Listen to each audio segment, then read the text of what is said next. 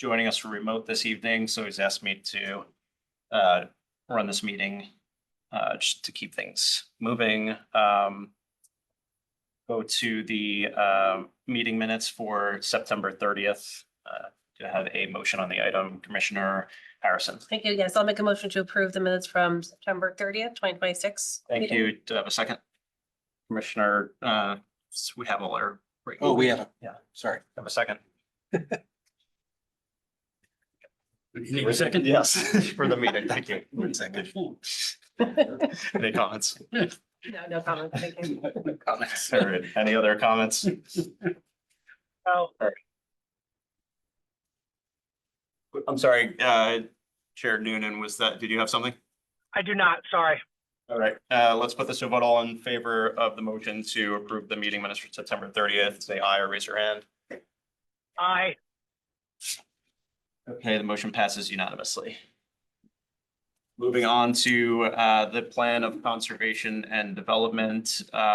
We had this item came up last week and was tabled today, and we did not get to staff comments. So I will ask Ms. Harrigan to come up now. were those in our packet? No, Okay. why not? Because I was still kind of refining them today. If I could just take a moment to introduce our Public Works Director for those who have not had the benefit to meet him. Frank, do you want to come up and introduce yourself? Sure.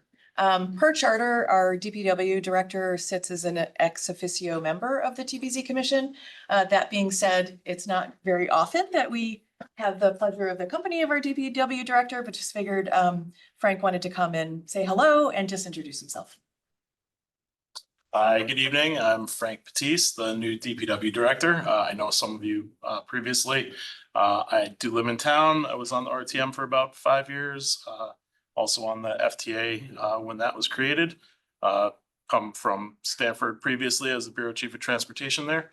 And prior to that, I was an engineer in the town of Greenwich Public Works for 14 years. So I'm happy to be here. And I look forward to working with you. Welcome. Thanks for joining us. And Thank you. If you don't mind, welcome. Good seeing you, Frank. Glad to have you here, especially as a Fairfield resident. Just a question, how can we use your expertise? You're an engineer. I guess, how can we reach out to you the best way? For general questions. Questions and applications, things like that. Yeah, I mean, feel free to reach out to me, email me, call me. I'm always available. Try to make myself available. Great. Thank you. Thanks for coming. Yeah, thank you. And then I just wanted to mention, as preview, sorry, we are working with Frank and the engineering department to work on stormwater regulations to be incorporated into the zoning regulations. That's something that has been done. It's mixed. Sometimes they adopt those by ordinance. Sometimes they're incorporated within zoning regulations. It just depends on the municipality, but we've been working with Frank and his staff on those proposals, and we hope to have those to you in the new year at some point. it's good to have you here. You're welcome anytime. Thank you. Okay. So Eveline Harrigan, Planning Director for the record. As all of you know, it's been a really long journey to get to this fourth version of the Plan of Conservation and Development. When I started here 8 years ago, it was one of the things that I was asked to work on 8 years ago. I want to sincerely thank the commissioners, both past and present, who have spent a lot of time on the many versions of the POCD that have come before you.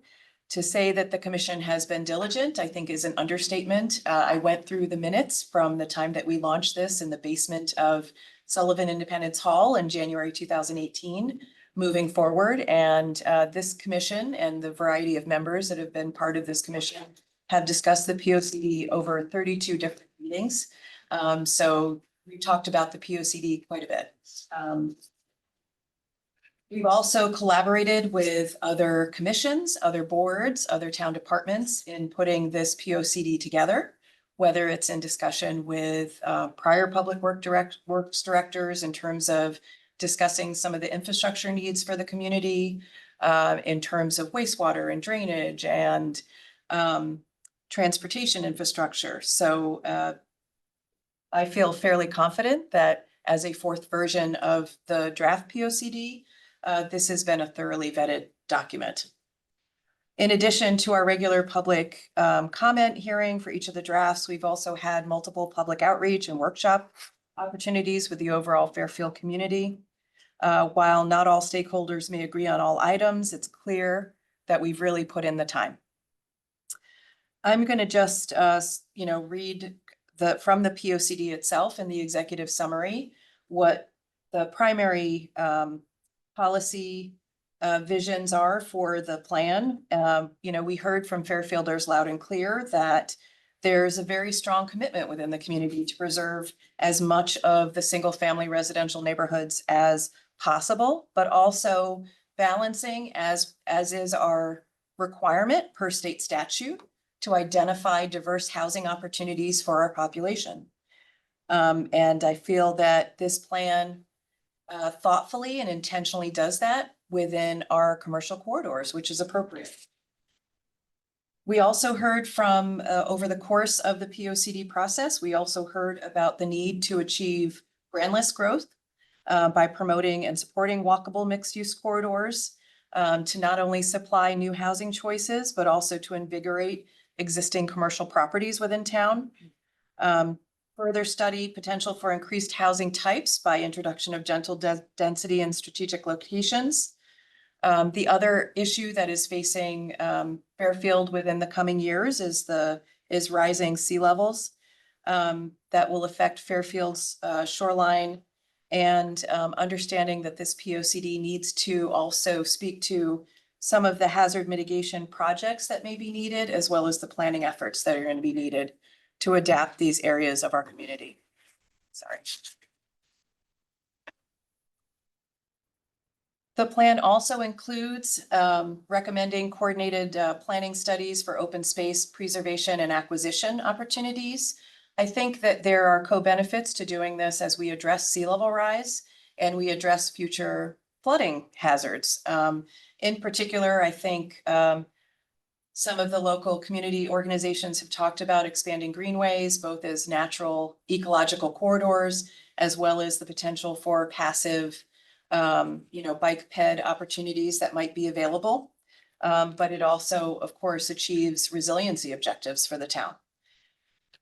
We've also heard, and this was, of course, a keystone effort of our late former First Selectman Bill Gerber, about wanting to connect Fairfield's people and places, particularly with complete street networks.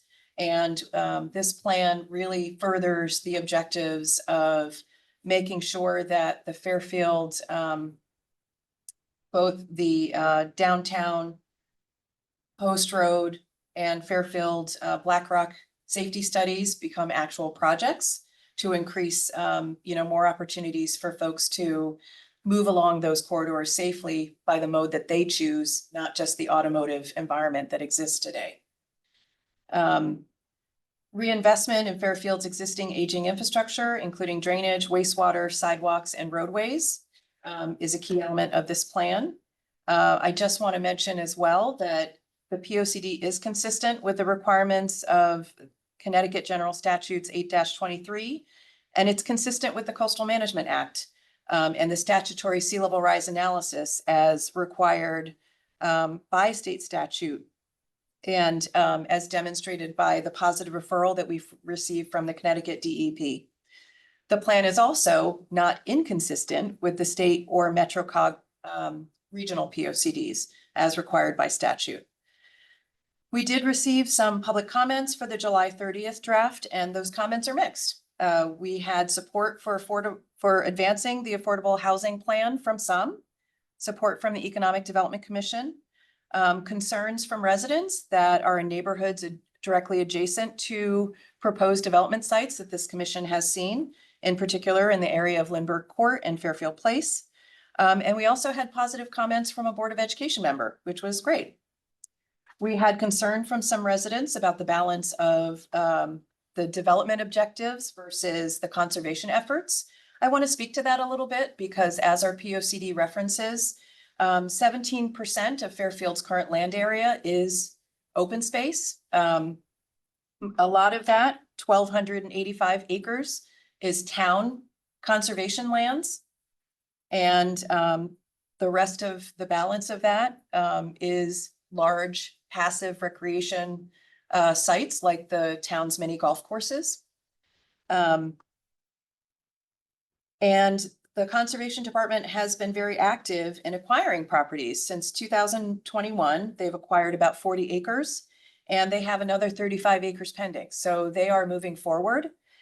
Sometimes the work of conservation needs to be done quietly because they end up in competition with developers for open space sites. So I consulted with Conservation Director Tim Bishop, and he's very pleased with the progress that his department has made, and they are continuing to work forward to try to obtain as much property as they can, particularly where it's adjacent to already existing town-owned properties. They are also very supportive of future acquisitions, in particular, being able to investigate the creation of additional greenways within town. I do want to mention that there was a request within the public comments by a resident for inclusion of a Harbor to Hills Greenway. It generally mirrors the Mill River corridor where there's a lot of town-owned properties already. This may be more appropriately included in a future specific greenway planning effort, but I would defer to the commission as to whether you would like to include that. The other significant comment that we received was from the Harbor Management Committee, and I'm just gonna pass out their letter to you if you don't have it. Is that the one from September 19th? It is.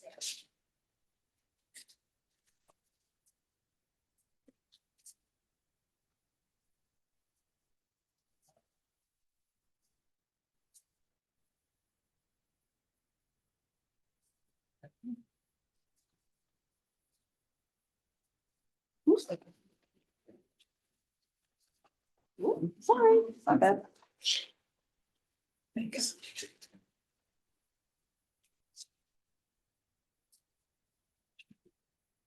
The Harbor Management Commission requests some specific language to be modified within the POCD. If you open the letter, I think that some of what they've included in there is not is specifically quotes their state statutory requirements. What I would recommend is that on page 61, where they make reference to expanding the section that discusses the Harbor Management Committee, that we insert that last sentence that includes information about what the Harbor Management Plan is. 3 basic principles of the Harbor Management Plan are to 1, maintain public safety, 2, protect coastal resources and environmental quality, and 3, support appropriate beneficial uses of the harbor management area and waterfront, including water dependent uses and public access. As you can see by the letter, they also asked for a strategy E to be added with 7 goals within that strategy under an environmentally rooted community. I think that's up to the commission to decide whether you want to add those items. The only thing that I would like to add in relationship to those is many of those items are not within the purview of this commission.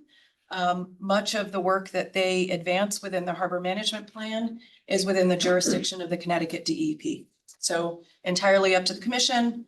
As staff, I certainly don't have an issue with adding the strategy E that they are requesting within their letter, but I leave it to the commission to discuss and make that decision. Over the 7 years that we've been working on the POCD, I've been asked this a lot. Why do you focus so much on housing within this document?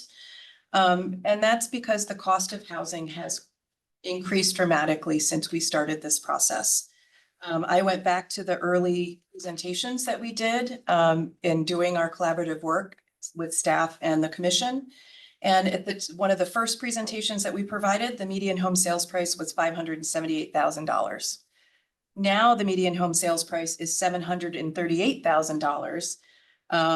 And just as a footnote, Realtor.com listings show the median sales price as being $1.4 million. So this is really kind of one of the largest issues that faces Fairfield families and Fairfield households. What we know is that households have changed. Fairfield has, since the last POCD in 2000, our population has grown by about 4,500 people.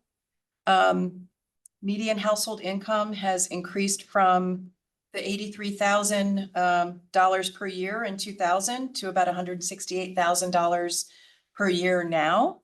But what that has meant over time is, since the last plan was adopted in 2017, people can expect a monthly mortgage price of $3,373 in 2017, and that's now well over $5,000 today. So we do have, an affordability issue in Fairfield. 85% of our housing stock is ownership, and that may not work for folks who want to live in Fairfield, come back to Fairfield and stay in Fairfield. And I think I just want to express on behalf of Fairfield residents that the folks who come before you for applications that are before the board are not the only voices that we hear. We get very timid phone calls in the office from people who can't figure out how they're going to stay in town, how they're going to move their aging parents to town, how they're going to get their kids to move back to the community. So this POCD, looking forward for the next 10 years, needs to help address some of those very challenging issues. And it's not easy. But I think that our POCD provides a good framework for some of the additional study that's needed to be able to do some of those things and investigate some of those ways in which to introduce more housing diversity. I want to also bring up and remind the commission that, and we spoke about this quite a bit in the TOD study, which is a lot of the framework for some of the development opportunities that we discussed within the POCD, that only 5% of Fairfield's land area is zoned commercially. So keep in mind, again, 17% of Fairfield's land area is now in conservation space. 5% is zoned commercially, and the rest is residentially zoned. So we have to be very intentional and very proactive about how we incentivize development and diverse housing opportunities within those commercial corridors when Fairfielders have, for the most part, let us know that they would like us to leave the single family neighborhoods alone. So I feel like the POCD provides a really great groundwork for being able to do that. I feel like even through the 4 versions of the POCD that we've talked about, we've refined those areas that we need to in terms of, I think, hearing the community, addressing some of their concerns. But I feel like our focus on that 5% of our land area has remained fairly consistent as we've moved along with this document. The last thing that I want to leave you with is some of what you end up seeing before you as applications really starts in the office as conversations with property owners. In Connecticut, generally, we have a very, very old housing stock, commercial building stock. And both of those things we have some of the oldest housing stock in the country. And we also have some of the oldest commercial building stock in the country. And those things are starting to age out. So I am oftentimes engaging with property owners who are trying to figure out how to best revitalize their commercial properties that have seen better days. And trying to do that within the realm of what we want to see is always the best path forward, instead of them not being able to make a return on investment on their properties or allowing their properties to go into disrepair as an alternative, but really kind of understanding what is it that the community needs, what is it that that property owner needs in order for that property to still be a worthwhile investment to them, so that they don't sell that property to somebody who's then going to want to do a much bigger, larger project. There is urgency to adopting the POCD. I know that I have heard, we have another year, but we're already 6 months into our moratorium. And at the recent affordable housing committee meeting, they talked about what it would take to get to a second moratorium. And we don't do that unless we have certificates of occupancy for developments that can be started fairly quickly within the next, say, year and a half, depending on the size of those developments. So, you know, I mean, I hate to talk about this, the overhanging threat of 830Gs, but it's a real possibility if we don't proactively entice the type of developments that we want to see within the community. So with that, I really do hope that, with all of the conversation that we've had over the many years of developing this last, I hope, final version of the POCD, that we're in a place where we're comfortable with the language that it includes, the direction to look for future studies where I think some of the strategies were not as comfortable to folks, and that we can really kind of move forward and really start putting a stamp, in particular in the zoning regulations, for what we'd like to see. So I thank you so much for all of your efforts over the years, and especially in this last year where we've, you as a commission have spent so much of your time. Thank you. Thank you, Ms. Harrigan. So just to get a discussion started, can I have a motion on the item? I move to pass the plan of conservation development with the corrections and changes to page 61 strategy E and add my name. Yes. Okay. Add my name to it. Yes. Can I have a second? Commissioner Levy. Commissioner Randolph. Director Harrigan, thank you so much for your 7 years of toil over this important document. This is a critical milestone. This document really, passage of this will be a critical milestone to shaping our town's future. There's a few items in here that I'm personally invested in and dedicated to and ran on 2 years ago, and I think are well represented here, specifically the provisions for complete streets, which focus on walkability, livability, and then also the focus on affordability. As I knock doors now, as I knocked doors 2 years ago, we don't have enough housing choices in this town to meet people's requirements, largely because Fairfield's become a very popular place and the cost of housing has gone up considerably. And it's difficult for people to age in place here. It's almost impossible for young people to find an affordable place to live. And I think that this planning document lays out the groundwork to address that. I'm also particularly proud of the focus on the greenways and the sustainability aspect, and the Harbors to Hills Greenway is just one example of that. But I think there's a great deal of pride in the natural character of this town. The natural beauty of this town is one of the main attractions for me personally and for many others. And I think this plan focuses on sustainability and preserving our natural beauty. The document, I've been through every page, every word of this document multiple times, and it was prepared with the highest professional standards I've seen for other documents of its type. Just as a point of comparison, I've read the state POCD, the MetroCog POCD, our peer communities of West Hartford and Greenwich, Westport's and New Canaan's, amongst others. And this document is at the same standard, arguably a higher standard than any of those other documents. So I know that there's been some criticism that this has been rushed, that it hasn't been thorough. My standard of comparison are our other peer communities, West Hartford and Greenwich specifically, and this document surpasses those standards without a doubt. The document also sets forth actions for us that we need to pursue. A lot of people talk about the POCD as a final step. It's really a first step. it really lays the groundwork for us to draft text amendments, starting with operational improvements, which we're going to see tonight for zoning officers. And those operational improvements are kind of the backbone of what we do for the zoning process, which right now, I'm very glad to see Mr. Batiste here, but we really need to improve those operational improvements because as commissioners, we're not getting enough information to make logical decisions or operate efficiently.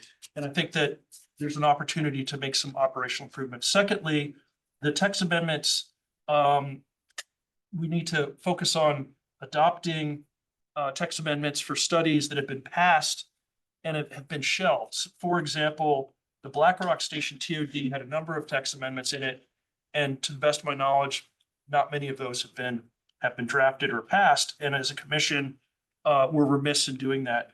Thirdly, this document will also let us look at potential map changes to change some of our mixed use areas. That's the goals and objectives, and those will come through open debate and conversation. And then I think it also sets the stage for some additional planning studies to really address some of the fundamental housing and livability issues. Traffic and housing are the two things that I constantly get feedback on.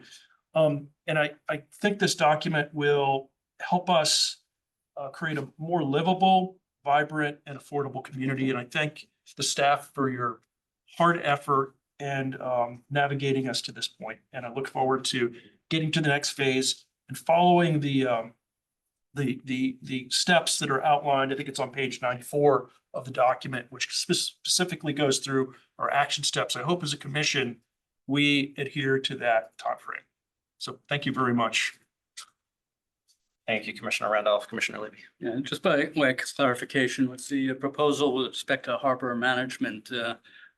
Just the additional section on page 61, or did you want to include the lengthy thing on 65? I defer to the commission. Yeah, I think you said strategy E, right? Which Yes. was the We had highlighted. a whole new section with 7. I mean, my sense is, and Give me a second. Commissioner Levy has a second. I just feel like this is going into a discussion at this point. oh, yeah, well, yeah, I'm number 2. I just wanted to clarify. Yeah, what's there, and then we can address the scope of that amendment, perhaps, and then we'll get to the whole thing. Yeah, so I'm sorry to clarify, did staff recommend we? So I definitely recommend that we add the highlighted section to the end of the paragraph that discusses the Harbor Management Commission. And then it's really the commission's choice as to whether they want to add a new strategy E that includes the request by the Harbor Management Commission to include those other 7 items. I don't see any harm in adding strategy E, so, On what page? I'm sorry.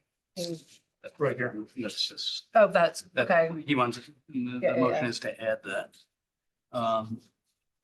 And just with respect to that, my thought is certainly the addition to the sentence at page 61 is appropriate. My concern is that the section E sort of goes beyond the scope of the conservation development, which does refer to conservation and natural resources. The specificity of this, I think, is something that's solely in the realm of the Harbor Management Commission, and to the extent that they're dealing with deep and so forth, it's beyond the scope of what I'm familiar with and what I'm prepared to endorse at this point. So, Commissioner Randolph. I think where it says advance the recommendations doesn't firmly commit us to executing on these. We're supporting them. So if we change the word support recommendations, would that be sufficiently general?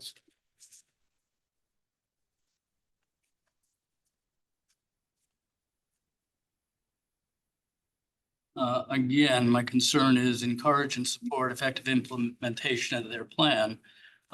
That's not something we do. I think that you know, and do I agree with the principles that they maintain public safety, they protect coastal resources, and they support appropriate beneficial use of the harbor management area and everything else? Yeah, that's certainly an important goal, and that's what they do.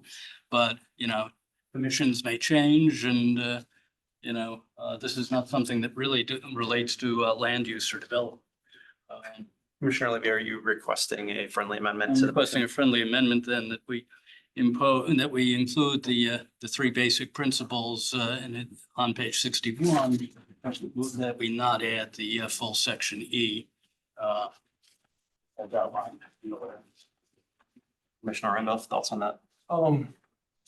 Shorter is always better. I think the basic principles are outlined in the three above. And I think it allows us to support the Harbor Management Commission and their plan rather than potentially usurp their responsibilities. Let me get comments from the rest of the commission. Commissioner Harrison had her hand up first. I did. I have some other changes that I don't think we really talked about as it relates to the Harbor Management Commission. And I just want to make sure I know where we are with so we have seconded and, okay. So I go back to The my. current motion on the table is to approve with the addition of Commissioner Randolph's name and the full set of requests from Harbor Management Commission.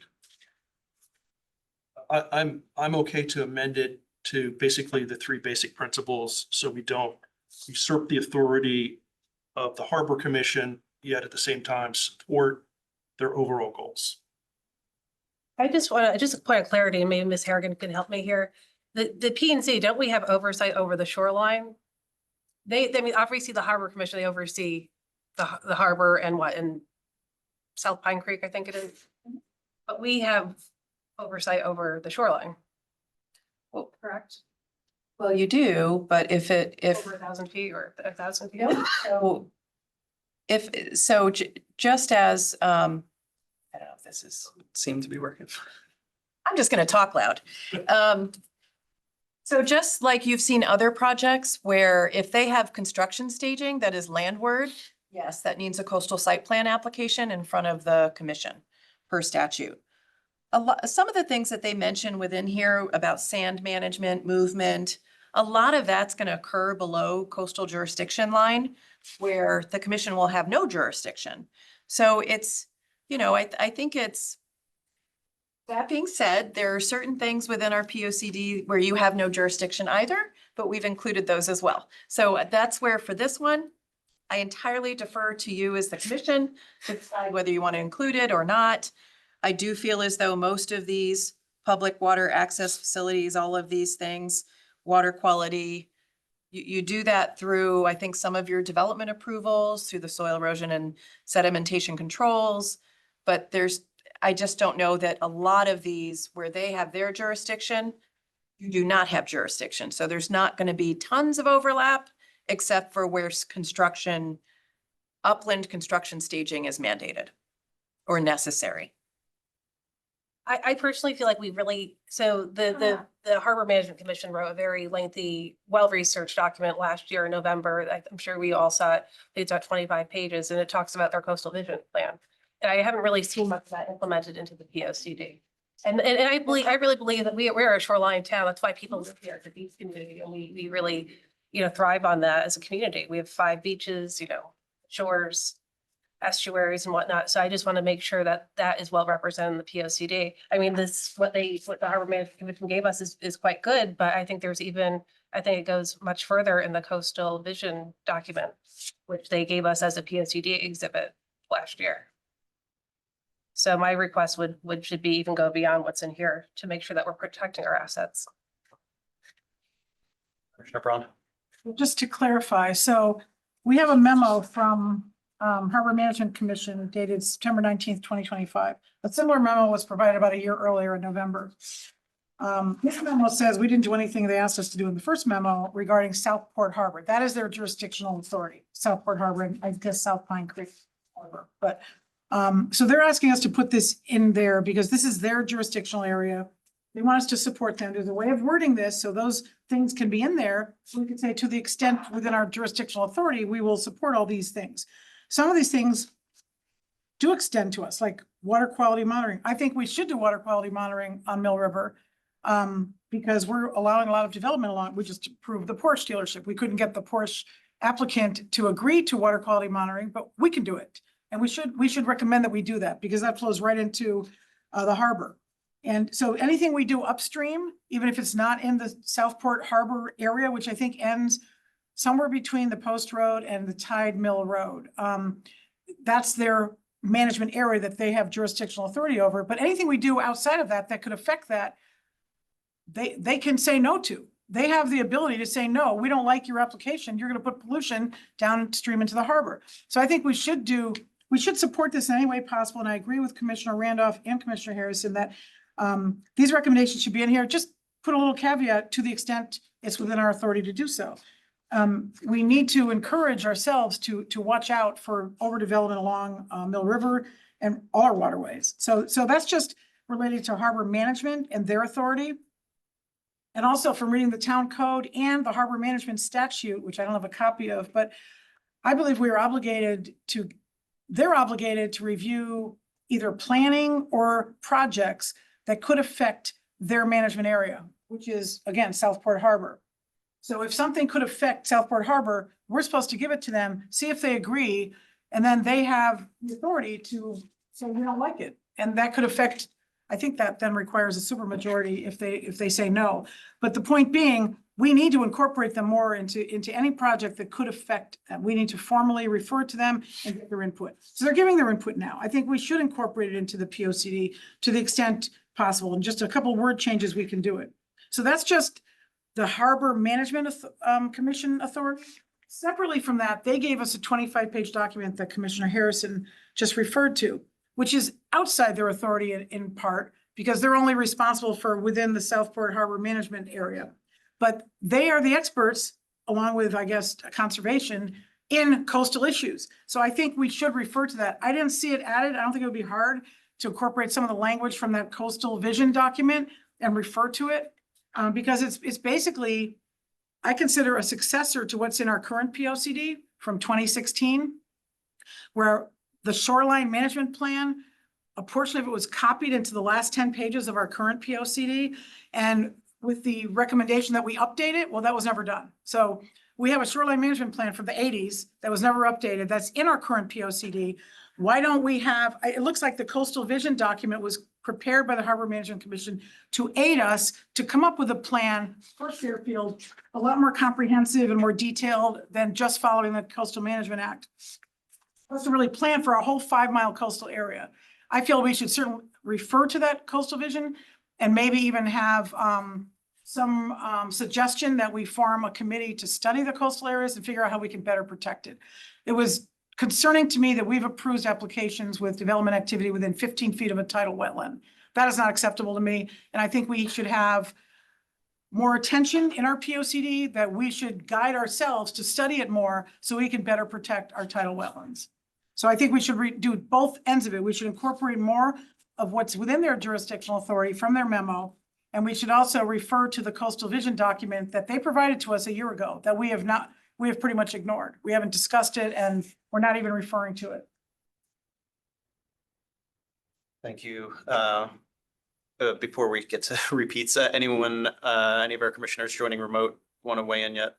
Yeah, I don't mind jumping in if that's okay. I would support what Commissioner Levy is suggesting.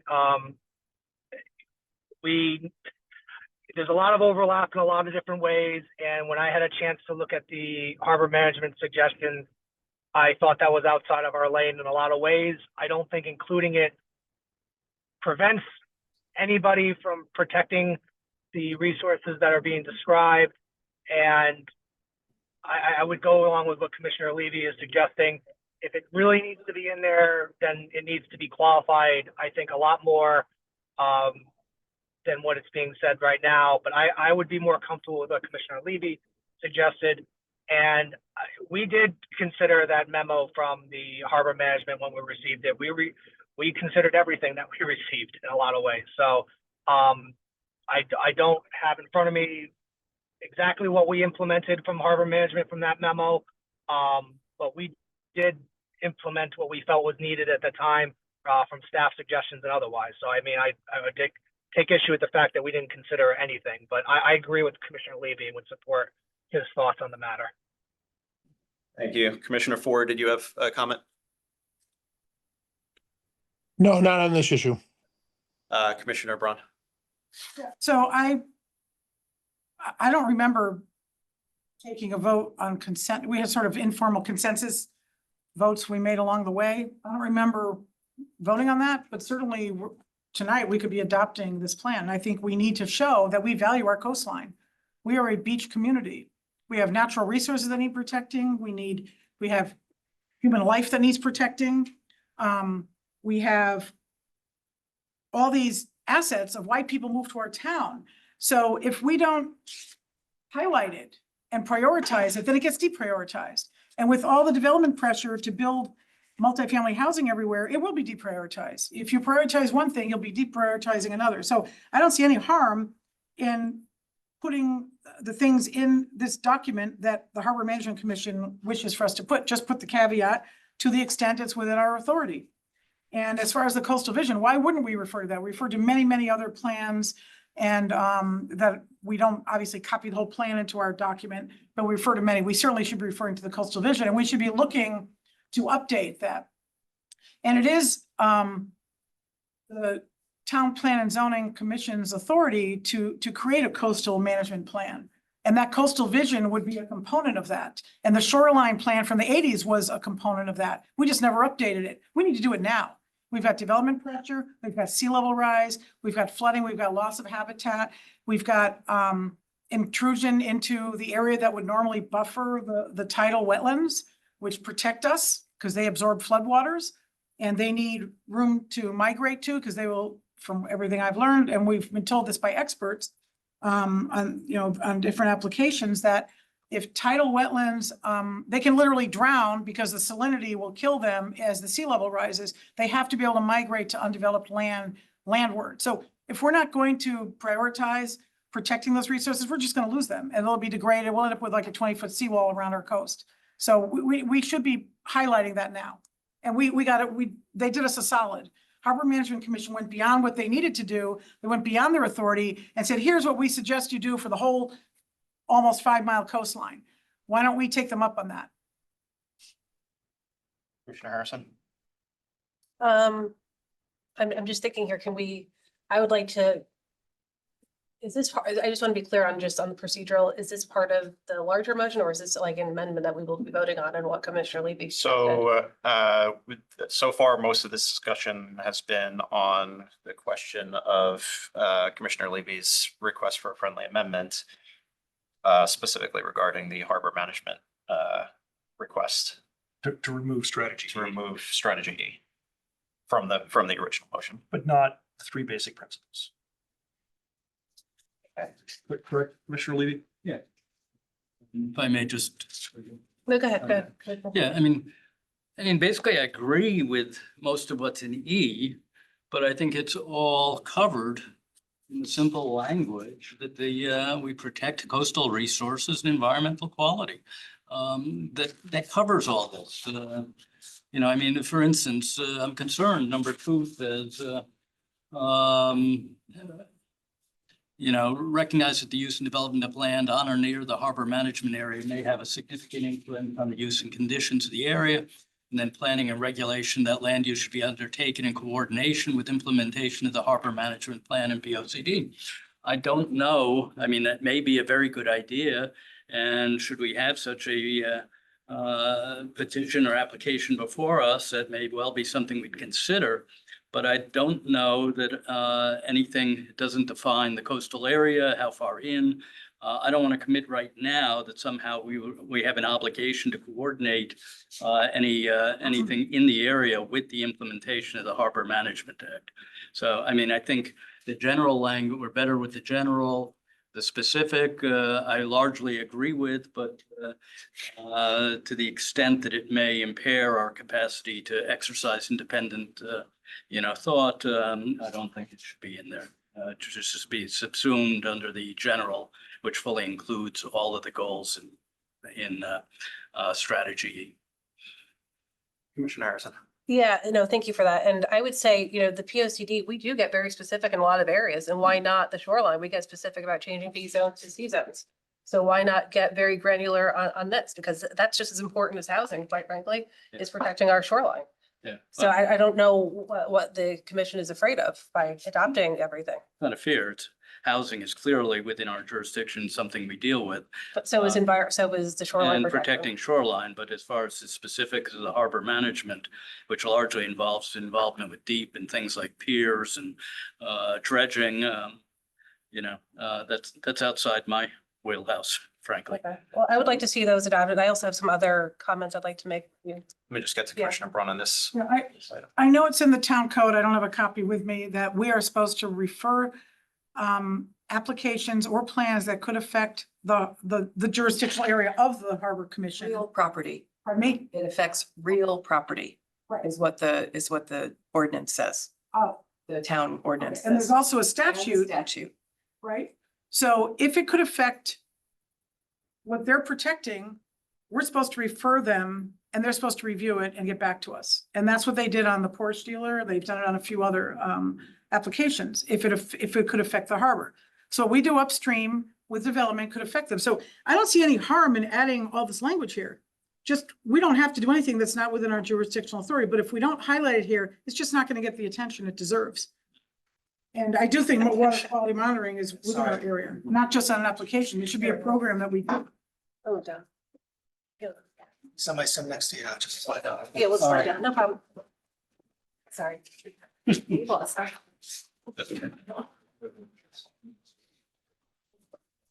Thank you. Commissioner Harrison, I think you're up, right? So it doesn't go beyond our authority, but I just don't see any harm in putting in there, and I think it's necessary to point out what they do that we should be concerned with, because what we do could affect what they do. Let's bring this to a head, I think. May I just suggest one final? No, go ahead, and then we're gonna Just, bring it to a head. Have the first section and then add to it language to the effect that we will coordinate with the harbor management in accordance with the statute. And cite the statute and regulation that apply to the coastal land areas. Commissioner Randolph? I think that's acceptable, and I agree with the Commissioner Braun and Commissioner Harrison's sentiment. Some of, and this is just a policy, it's a general policy document, so it's not necessarily binding us to taking any action. And we know, unfortunately, that many of our planning documents have not resulted in any action by this commission.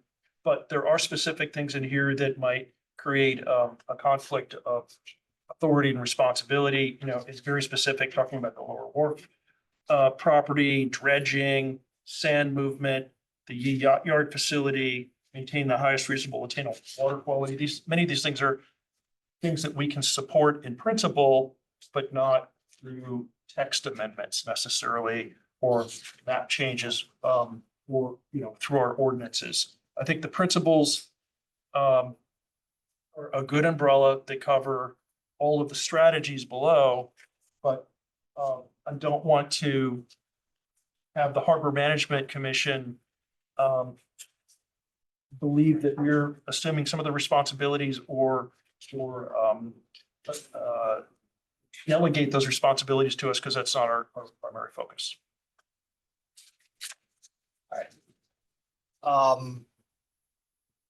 It sounds like can you say the friendly amendment one more time now, the last one you said? Yeah, and that would be to include the principles stated in the first section, and then add language to the effect that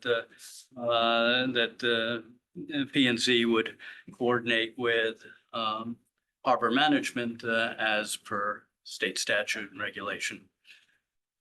And Commissioner Randolph is okay with that? Yes. All right, is there any objections to that?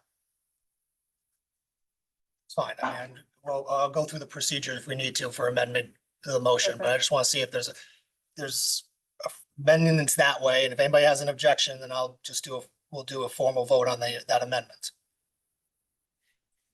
Not hearing any objections. Okay.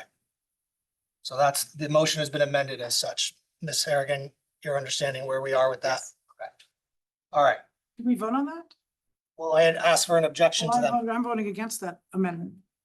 Okay, so you have an objection to I that. didn't realize we were voting. I asked if there was an objection. I I didn't raised hear my it. hand. You gotta give me a little better, because Do we call for a vote? Don't we usually vote on things? if there's no objection to a friendly amendment, then there's no need for the vote. If there's an objection to it, then I will treat it as a motion to amend and see what everybody thinks. Okay, so I object to it. Okay. So everybody understands what the motion to amend is currently? Could you repeat that? Commissioner Levy, if you don't mind, please. Basically, we'd include the principles cited page 61, and then add to it that the Town Plan and Zoning Commission would coordinate with harbor management as per the state statute and regulations. Cite. Everybody clear on that motion to amend? Again, this is only on the motion to amend, obviously. So all in favor of that, please say aye or raise your hand. All right, I see 5 with Commissioner Ford. I'm sorry, 6, excuse me. All opposed? Commissioner Braun. Okay, so the motion has been amended as such. So Commissioner Levy, I think you kind of dove into the amendment, so I imagine you may have some other comments. I have general comments. I don't know if they're appropriate now, or I think. Well, there are right now others that might have other additional amendments, which may. Well, that's gonna be yeah, I imagine that's gonna be the case, but why don't we do this? Because you are the second Okay. and we kind of dove into why don't you do your general comments Great. and then we can get into other people. Yeah, well, I can certainly say, as I think with you, Chairman Noonan, we go back 7 years to January of 18 when we met in the basement of Sullivan Hall and started drafting the POCD. And I think I've been to all 32 of the sessions, so a lot of my thoughts have already been incorporated into the document. And I think I fully share all of the comments by Commissioner Randolph and particularly his recognition of the hard work done by staff, the amount of time devoted by this commission to preparing this document, which I think is an excellent document. And to my mind, it really, the most important thing about this document is I think it's a document that addresses the concerns of the town of Fairfield and not specific individual neighborhoods. I think it's a plan that serves all of Fairfield. And I think it achieves a good balance in trying to preserve, Fairfield's residential character, but at the same time, balancing that with the need to diversify the housing, both affordable housing and also housing that may be suitable for people, elders who want to stay in town, young people that want to move in, and the need to have various housing opportunities. So I think as it stands, this document serves the needs of the town. And after many meetings and 7 years of working on it, I think it's time to adopt it so that we can then use it as the basis of an outline and a guide for moving forward to bringing our zoning regulations, updating them to a point where we can achieve that balance between a responsible growth and development as opposed to, having 830 Gs, which will allow us to provide for more affordable housing, greater opportunities, more density as needed, preserving all of our natural resources and all that's good about the town, but doing it from a townwide perspective and making it such that we'll be able to get responsible development to the benefit of all of us. I think this plan achieves that purpose. Thank you. So I understand Commissioner Harrison, you said you may have some amendments. Commissioner Braun, I think, did as well. Let me ask if there's anybody who has general comments without it, maybe it's worth doing them and then focusing on your amendments. I have comments without an amendment. It's fine, okay. So. Well, I guess that's quite. Do you have proposed amendments? I don't have proposed amendments. I have comments. That's fine, okay. She can go before me. Yeah. I just thought if you had amendments, then we could focus on them. Yeah. Just- That's okay. Commissioner Braun. Okay, so I'll be brief. I just want to point out a few things. As an open space advocate, if 1,200 acres are currently under conservation control, that is not 17%. That's maybe around a little over 5%. I don't think we can consider golf courses, cemeteries, ball fields as passive recreation. It's not run by conservation, it's run by Parks and Rec or the Golf Commission. So we don't have more than around 5% of all of our land mass as conservation department managed passive recreation open space. So I just want to clarify that. I don't think that statistic is really in the POCD, but I think we should all be cognizant of that. We don't have 17% as passive recreation, conservation managed open space. That would be much more than 1,200 acres. Regarding the neighborhoods, yeah, we're not preserving our neighborhoods. We had 11 neighborhoods identified in the prior one. They're all ignored. We have basically overdevelopment on the east, not much development on the west, and that's the way it's going to be. And I don't see that much has changed in the last couple of years since the consultant gave us this draft about 2 years ago.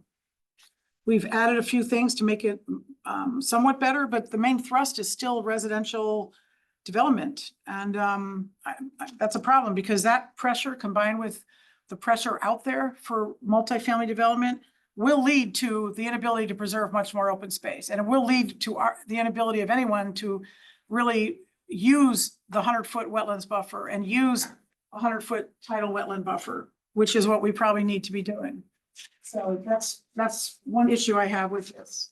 As far as the lengthy process, the state legislature said, update your plan every 10 years. To me, that means over a 10-year period, update the plan. Things change during 10 years. A lot of things have happened in the last 8 or 9 years, and we need to acknowledge that. So I don't see it as a lengthy process. I see it as an ongoing journey, and here we are now. And I think if we don't recognize a lot of the changes that have taken place, including our own progress, we've done a huge amount of things that I don't think are really recognized in this document. And I also think we have a lot of sort of negative commentary in the document that will be recited by development advocates going forward. Developers and their lawyers will be reciting how bad we are because that's what our POCD says. We have barriers, regulatory barriers, half the rental. We've had one lawyer already say half of the people that rent here are housing cost burdened. So when this is what will be cited and referenced in applications going forward. I think a lot of that negative language needs to come out. I've said it numerous times before. I basically adopt everything I've said before about this. Some of the maps, I've been asking for that pink map to come out that's in the housing strategy section. I don't know why it's in there. There's other issues with maps. A lot of them don't have, we don't have a separate open space map. We have a map that combines golf courses with open space. It's not the same at all. And we should have sourcing for all the maps to make sure we know where the maps came from, like flood maps and things like that. In terms of public engagement, I know we had a number of sort of forums, but I'm a little bit concerned that we have not heard from certain entities that I would expect to hear from. Like, I don't think we've heard from Connecticut Audubon. I don't think we've heard from Mill River Wetlands Committee. I don't think we've heard from Land Acquisition Committee. I don't think we've heard from WPCA. I know we heard from DPW because they gave us an estimate 2 years ago that it could cost, I don't know, either 25 or $50 million just to do half of the sewer that would be required in the POCD. So I would like to have heard from more and done outreach, especially neighborhood groups as well. There are a lot of established neighborhood groups, Greenfield Village Improvement, Sasquatch. I don't know if we didn't reach out to them or if they just didn't know about it, but I don't think we've gotten letters from them as well. And again, if you don't put the same amount of detail and sort of specific directives into doing something for conservation as you do for development, then you're not going to have conservation, you're going to have development. So this is supposed to be the plan of conservation and development. I see it as more just mostly development for housing. The data that supports that, some of it's outdated, it might still be accurate, some of it, but I'm concerned that this is going to eat up a lot of our open space, not acknowledging the work that we're already doing, making us sound like we think we did a bad job, and I don't think we did. And that will all be referenced until the year 2035 by development applications.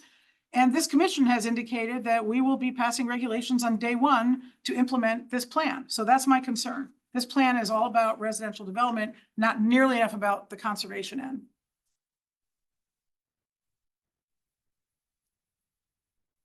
Thank you. Proposed amendment, yeah, you've been No, waiting. no. Actually, Commissioner Harrison, you've been waiting. Oh, Go ahead, I Commissioner. appreciate that. Thank you. And yeah, I'd like to thank you, Commissioner Ron and Commissioners Levy and Randolph for your thoughtful comments. And Noonan. I would like to echo that, and maybe, I don't know how you make it, I would like to make an amendment to actually get rid of language that makes us look bad. We have done a lot of work since the July 2024 draft was sent to us. We have passed numerous regulations and the housing area is now complete because we don't have the updated condo regulation that we did in March, I think. I don't think this plan really reflects the number of 830G related regulations that come to pass. So I would like to make sure that those are included because that actually does show progress. Certainly the DRD 1980s condo restoration does. I think we've approved a number of most of the 830G applications. So to say that there's, that we put forth barriers, I think it's just, I don't think it's fair. I think it needs more context. I just don't think we need that kind of language in there. So I don't know how you want to vote on that. Do you want to call for a vote? Well, what's the language? You gotta call for the specific language that we're talking about. Okay, I didn't like count the words or, What page, what, yeah. I can, I apologize. I don't have my hard copy with me. What are we talking about? I, Barriers? I think If it's you in the do a word housing search, section. Yeah. If you do a word search on barriers, you can find it. I meant July 2025 section like that. You know what I meant.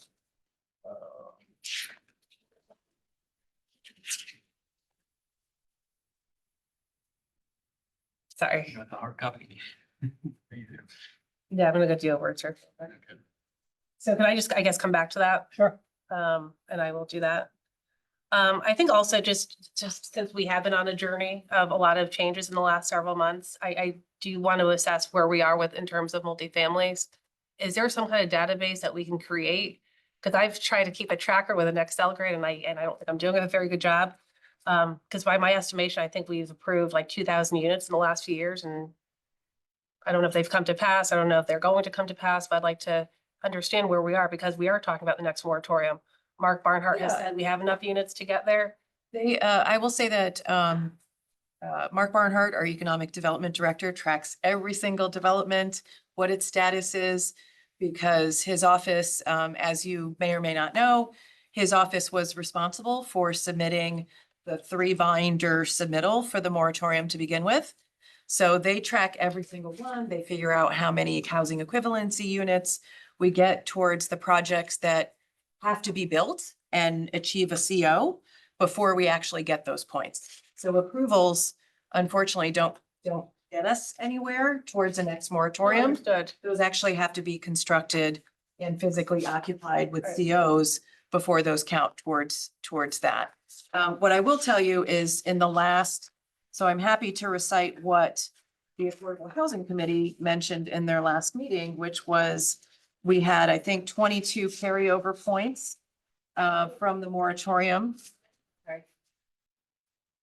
So the Affordable Housing Committee reported, or Mark Barnhart reported to the Affordable Housing Committee that the town was able to carry over 22.25 points from the prior application, expects to earn another 116.25 points for projects presently under construction or recently completed. However, the town will need to secure in total 329.73 points in order to qualify for a second moratorium, which would be valid for 5 years. What's the difference? Well, I think that's the 329.73 points is the In total. addition to those? No, that's the total that we need. So, if, right now we're on track to have about 140-ish points towards that 329 point requirement. Like another 150, 20. Bit more than that. Okay, so thank you for that information. So if we could update the housing section to read what progress we have made in the last several months, I think that would be helpful. And maybe Ms. Harrigan, you could help me with that. I think some of the concepts that we've talked about in the P O C D have actually come to pass, so I think that would be helpful to recognize that. So we did update that within the chapter. So we did add, we did add language that indicated that we had reached the moratorium within because I think that was mentioned in a prior discussion with the commission. So on page 17, for example, we do mention Fairfield's housing progress, which does indicate that since 2012, we've seen 24 applications with a total of 710 dwelling units, which includes 284 below market rate units. In 2015, we mentioned the development of the inclusionary zoning requirement. I think we also mentioned the Affordable Housing Trust Fund, as well as the update to the accessory dwelling unit regulations, expansion of the inclusionary percentage to 12% in TOD overlays. We also added that recent Residence B zone middle housing text amendment, as well as the moratorium in the last paragraph on page 17. So it seems like that we're well covered. It shows the progress. Very good.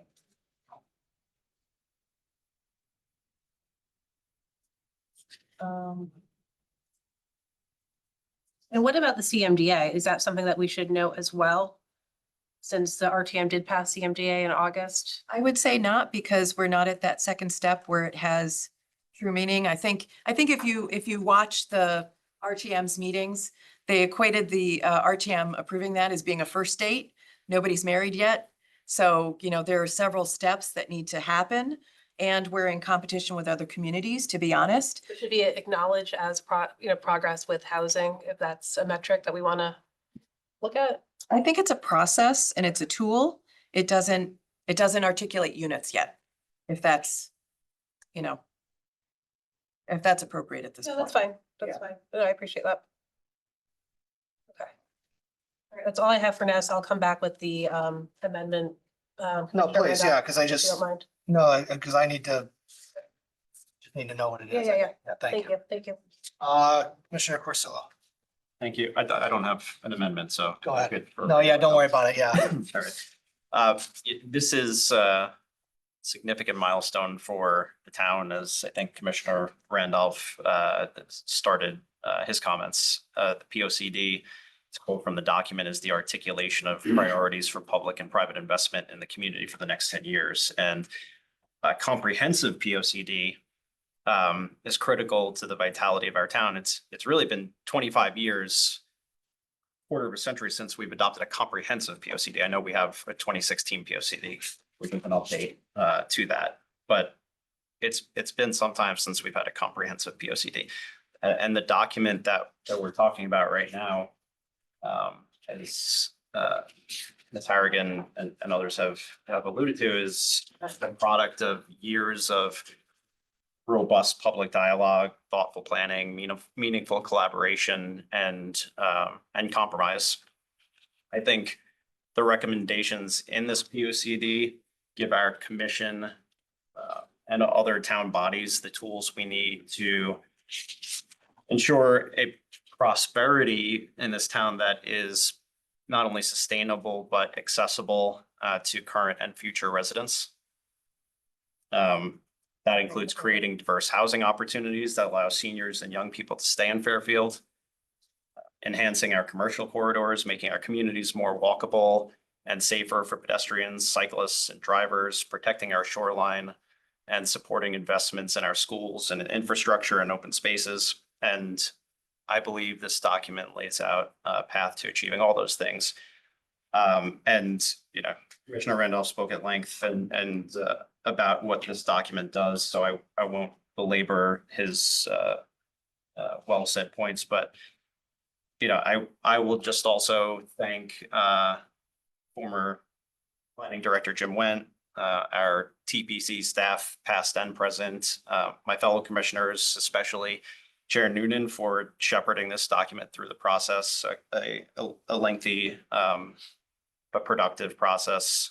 Former TPZ leadership and commissioners, members of the other town boards and commissions who contributed their thoughts and feedback to this, the residents who came out to all those public sessions, FHI Studio for their work on this, and especially Director Harrigan, who led this very large and complicated undertaking.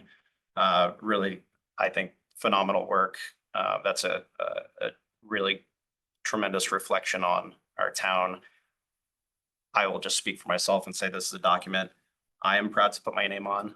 And so I will enthusiastically vote for adoption. Thank you. Commissioner Ford, do you want to jump in or do you mind if I? You did, okay. All set? Yeah. Thumbs up. Oh, thank you. If you found it, why don't we go back to you then, Commissioner Yeah. Harrison? Thank you. Thank you. So it looks like on page 19, pages 20, 33, the terms regulatory barriers are in there. And I think, again, this is going to be a document that we're going to use for 10 years. It's going to be waved around by developers. I get that. But using the term regulatory barriers, I don't think really helps us. Let's go to the first one.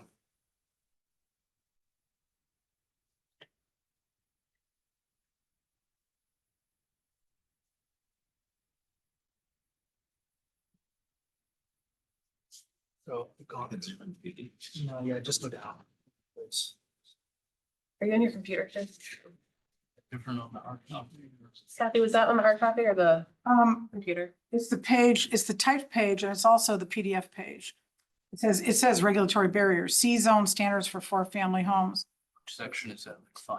It's in the housing section. Yes. It's page 19. Oh, you're in the regs, Steve. Am I on the right? Oh, same one? no, I never can find it. I think it's page 20.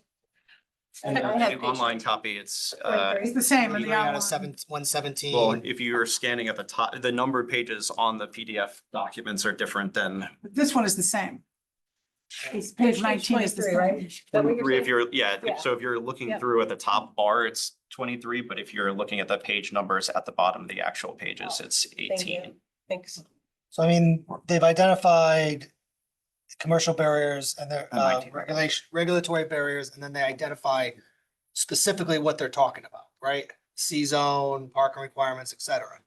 So Do we need the headline at all? I mean, How about we revise it to regulation revision opportunities? that works. Okay.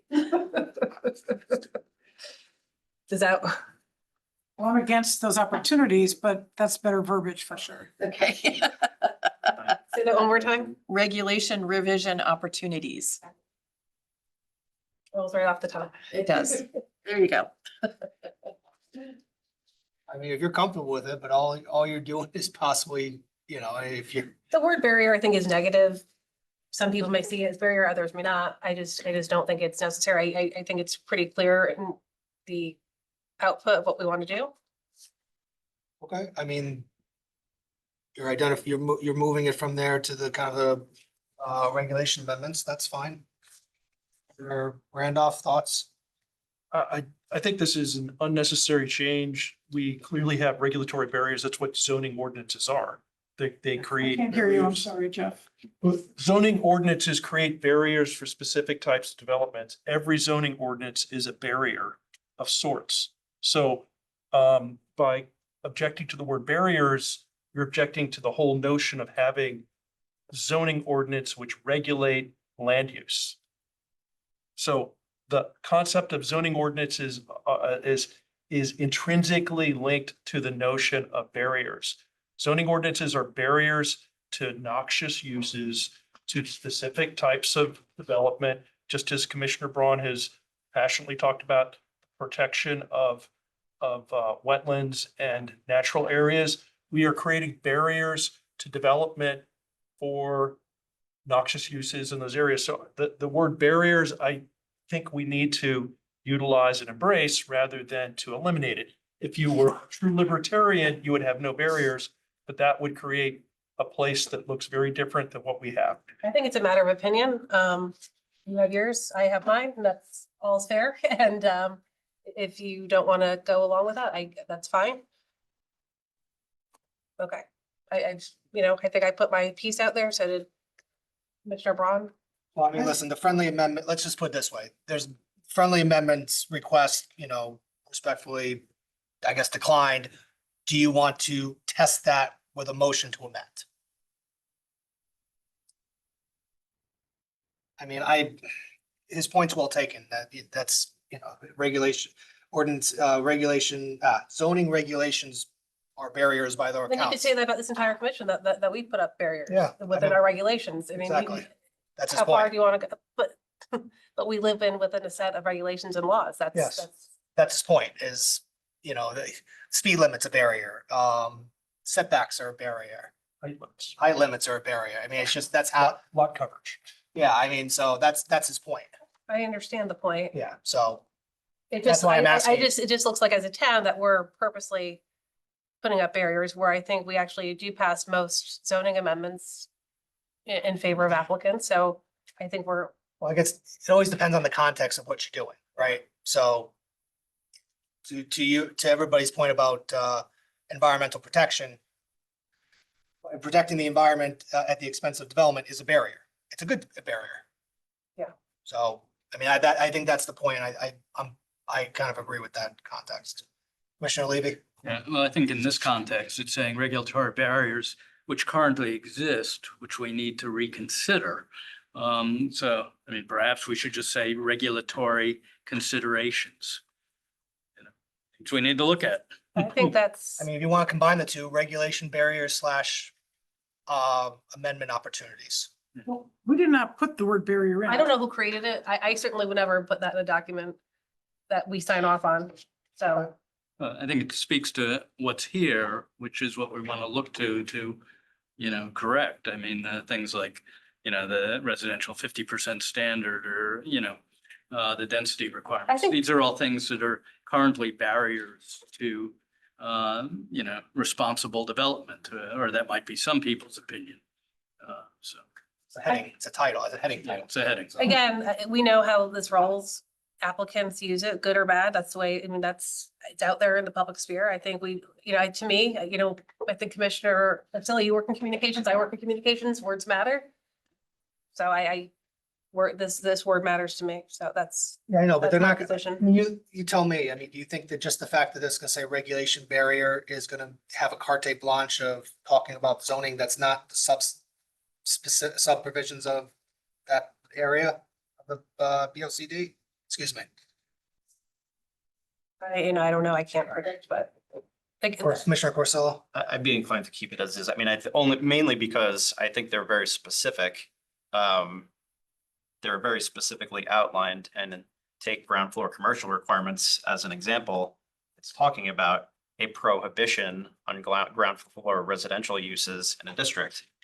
It's a prohibition. It's specifically a barrier. I think I'm comfortable with the fact that it is specifically outlining regulations that are not just barriers by nature of regulations being barriers, but in this case, they are barriers to specific uses, which we can have a deliberation, if we get to applications on potentially revising zoning regulations about whether we think we should keep them in place, but in this case, they are specifically barriers to specific things. Okay, thank you for the discussion. All right. That's all I Anything? have. No. That's thank you. fine. I just want to make sure. Commissioner Ford, do you want to jump in? Or do you want me to jump in? No, go ahead, Tommy. Thank you. Yeah, following what Commissioner Corsillo said, let me thank first Ms. Harrigan, our director, who has been spearheading this from the beginning. Thank you very much. This has been a long process, and your hard work has not been, maybe it has been a little overlooked, but it shouldn't be, because you did a great job with this. And to that, it's a virtual thank you to Mr. Wentz, who had been had been our director for however many years before we started this process. And while you may have been spearheaded with the drafting and keeping the notes and then taking over his role, he shepherded us in the beginning as well. So special thanks to the two of you, your department, your staff, current and present, past, because a lot of time and effort went into this and a lot of coordination behind the scenes that made our jobs a lot easier reviewing this. So thank you again, Mr. Went, thank you. And to everybody else, the staff, thank you for this because this was an undertaking. I too am proud of it. I think we did a great job. We went over this 4 times, not including everything that we did before the draft was given to us, attending sessions, having discussions, and then going through the draft 4 times and however many countless sessions. I know Ms. Harrigan had put together kind of a bullet point of the steps we took. It was single spaced and it was like 3 pages worth of bullets of kind of what we did from point A to point B. And that probably hasn't been updated since last March or April, and that's fine. So a lot of time and effort went into this. And this isn't just, well, we certainly with the staff spearheaded this and put a lot of time and effort. This is a town-wide Fairfield achievement, I'll say, because we solicited input. The public rose to the occasion at times and came out and gave us good opinions and good input that we brought in. We implemented into this draft. We solicited kind of everybody under the sun and under Fairfield, I believe. Whether they chose to or to not give us input is their decision. And yeah, I probably didn't go knocking on people's doors asking for opinions, but I think after, however many years since 2018, when we started this, and with the draft being more than 2 years old now, we certainly did our due diligence in reaching out and getting as much opinion, as much input as we could. And I am very happy of what we've done, the process, the procedure that went into this, not just the substance, which is very good in my opinion, but the process, procedure. We did a lot of organization and a lot of input, and I'm very satisfied with that. I think all of our opinions have been noted previously. I concur with Commissioners Randolph, Porcillo, Levy, and others who made positive comments, because I think everybody who made positive comments, I agree with. I think this is a good team effort. I promise you nobody's happy with everything in there, because that's just the type of draft. It's comprehensive, visionary. We're dealing with land use emotional at times, which is great. And I'm sure if we'd written this individually, it would be different in however many ways that we did it. But coming together as a team for the benefit of Fairfield, I'm very happy with this finished product. So I don't have much more to say beyond that. I'm proud of us. Thank you, everybody, for your input, professionalism, your civility. I think this is a win for Fairfield in a lot of ways. So I'll leave it at that. Commissioner Harrison. Yeah, just a quick note. And I echo Chairman Noonan's comments. Thank you, Emmeline. Thank you to Jim Wen, who's not here. I'm sure he's enjoying golf somewhere, I hope. Every day. Josephine, Jody and Mr. Mullen and who's now here, but no, and I've learned a lot throughout this process, which I've really appreciated, and thank you for that. The executive sessions that we had here up until 10 o'clock were great. I learned a lot. So I just one note, if we could just double check the maps in the POCD. Some of them are a little off, like Sasco Beach or Pequot or We're gonna Southport. double check before. Double it check goes all final. those. I think in the PDF, sometimes things shift a little bit. So we've made it that notation with our consultants to make sure that everything hits exactly where it needs to.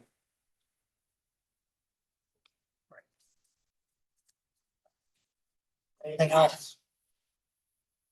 I have a lot of comments. But Then I thought you were, okay. Commissioner Braun, go ahead. Oh, did Commissioner Ford? All right, do you mind if I go to Commissioner Ford for the Absolutely. first time and then Commissioner Ford, go ahead. I don't know if this is the appropriate time or not. I mean, are we like moving to voting to approve the P O C D? Or are we still kind of in a, where are we in the process? Just so I Right now- understand. No, it's fine. Right now, there's a motion to approve I mean, it can be subject to other amendments right now, and we can kind of see where things go naturally, but right now the motion is to approve the P O C D with the amendment as we discussed in the beginning. All right, so I have some comments. So here's I echo everyone's comments too. It was a lot of work and we put a lot of time and effort into it, the staff, the commission, former commissioners, and it hasn't been easy. We got the input from, the citizens of Fairfield. But I don't, I think Commissioner Noonan said, and I agree with him. There's stuff in here you don't like, there's stuff in here that you do like. But for me, the stuff I don't like outweighs the stuff I do like, so I'm not gonna support it. I think what the P O C D is doing here is we're walking ourselves into building a Fairfield that's gonna look like Norwalk in 10 years. And, I was reminded, I don't think there's a birthright for people to live in Fairfield. I grew up in Fairfield. And when I came back after college, I couldn't afford to live here. So I didn't. I lived elsewhere where I could afford. It took me several years to save and scratch to move into Fairfield. So, this idea of, no one says it out loud, but it just seems like people think there's a birthright to be here. And there's not a birthright to be anywhere. We all live where we can afford. Over the past year, maybe more, a little bit more, we were inundated with 8-30G applications.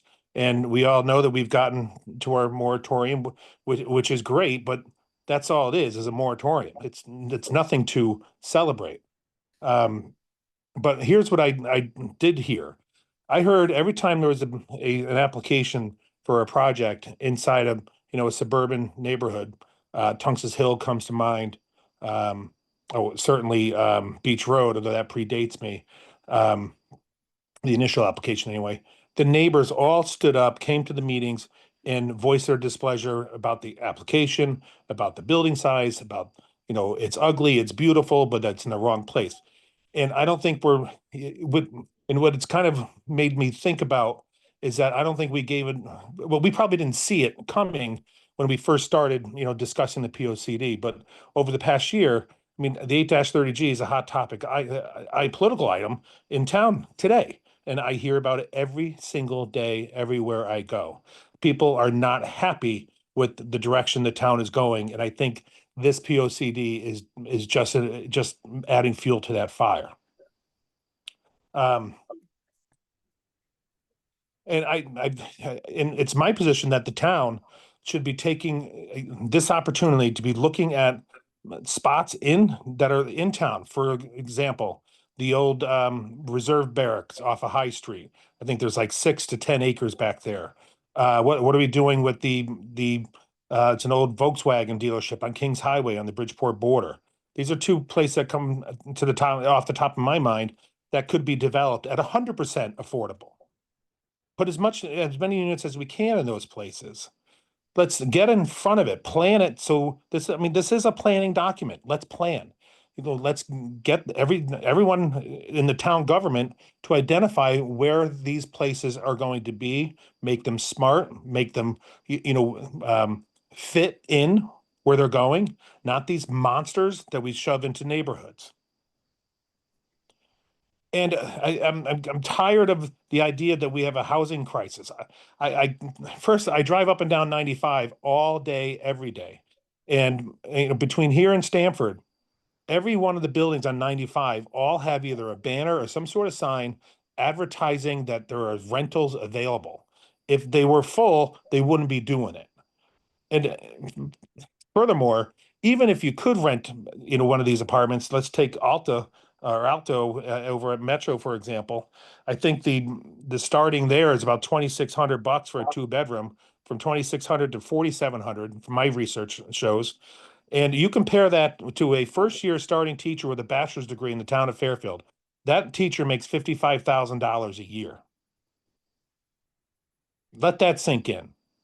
That's $4,600 roughly a month before taxes.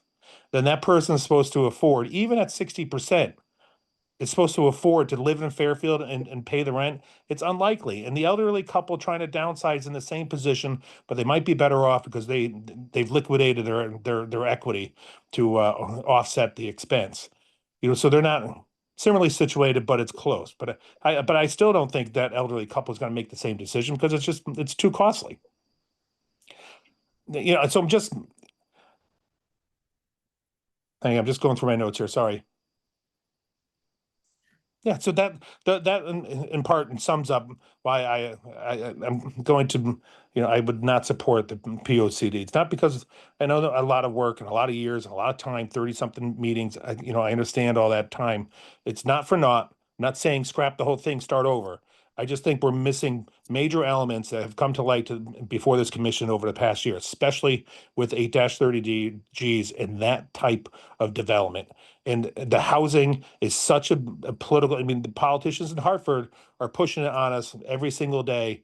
And I think we should, A, get ahead of it, and B, be a little smarter about it. That's all I have. Thank you, Commissioner. Thank you. Just because I ask you, do you have proposed amendments that you want us to consider, or is that not? No, it's just general comments. I think, what I'd like to see is a deeper dive on, I would, before the moratorium, I think we should get in front of the 8-30Gs. I think we got to do a better job, much better job about identifying where they're going. Not this idea of middle housing or light, the term that gets kicked around is middle housing. That's smart middle housing. I think we got to be more specific and be spot specific. This area is where we're going to, where we want an 8-30G type development. In other words, we would control it. We wouldn't have to worry about it. We could have retail on the bottom. We can have smart parking, all that stuff, and not have something get jammed down our throats in 3.5 years. Thank you. Commissioner Thank you. Braun? So going right along with those comments, okay, by Commissioner Ford, we're not going to get there with 12% affordable. We're in a moratorium now. Why can't we recommend that we have 15 or 20% affordable? The highest we have is we passed a regulation for the entire center business district when we approved the Fairfield Place project, and that requires 15% affordable, I believe. I think, or 20% maybe. 20. Yeah. So if we have any multifamily at all, it should be at least 20%, at least while the moratorium's in place. We don't have the risk of anyone, going to 8-30G for another 3.5 years. So, but aside from that, I think like the tone of the document, I've had people call me about figure 1, very first figure. Document typed page 7 and PDF page 7. I know it's a MetroCog map, but it seems to show that most of Fairfield is going to be transition from Bridgeport or urban center, and Easton is the green space. That is extremely misleading and very troublesome. Why is that map in there? I don't think it's required by our statute to be in there, but it's sort of just the tone of the whole document. It's all about building multifamily housing at the expense of, and that will then deprioritize open space. So.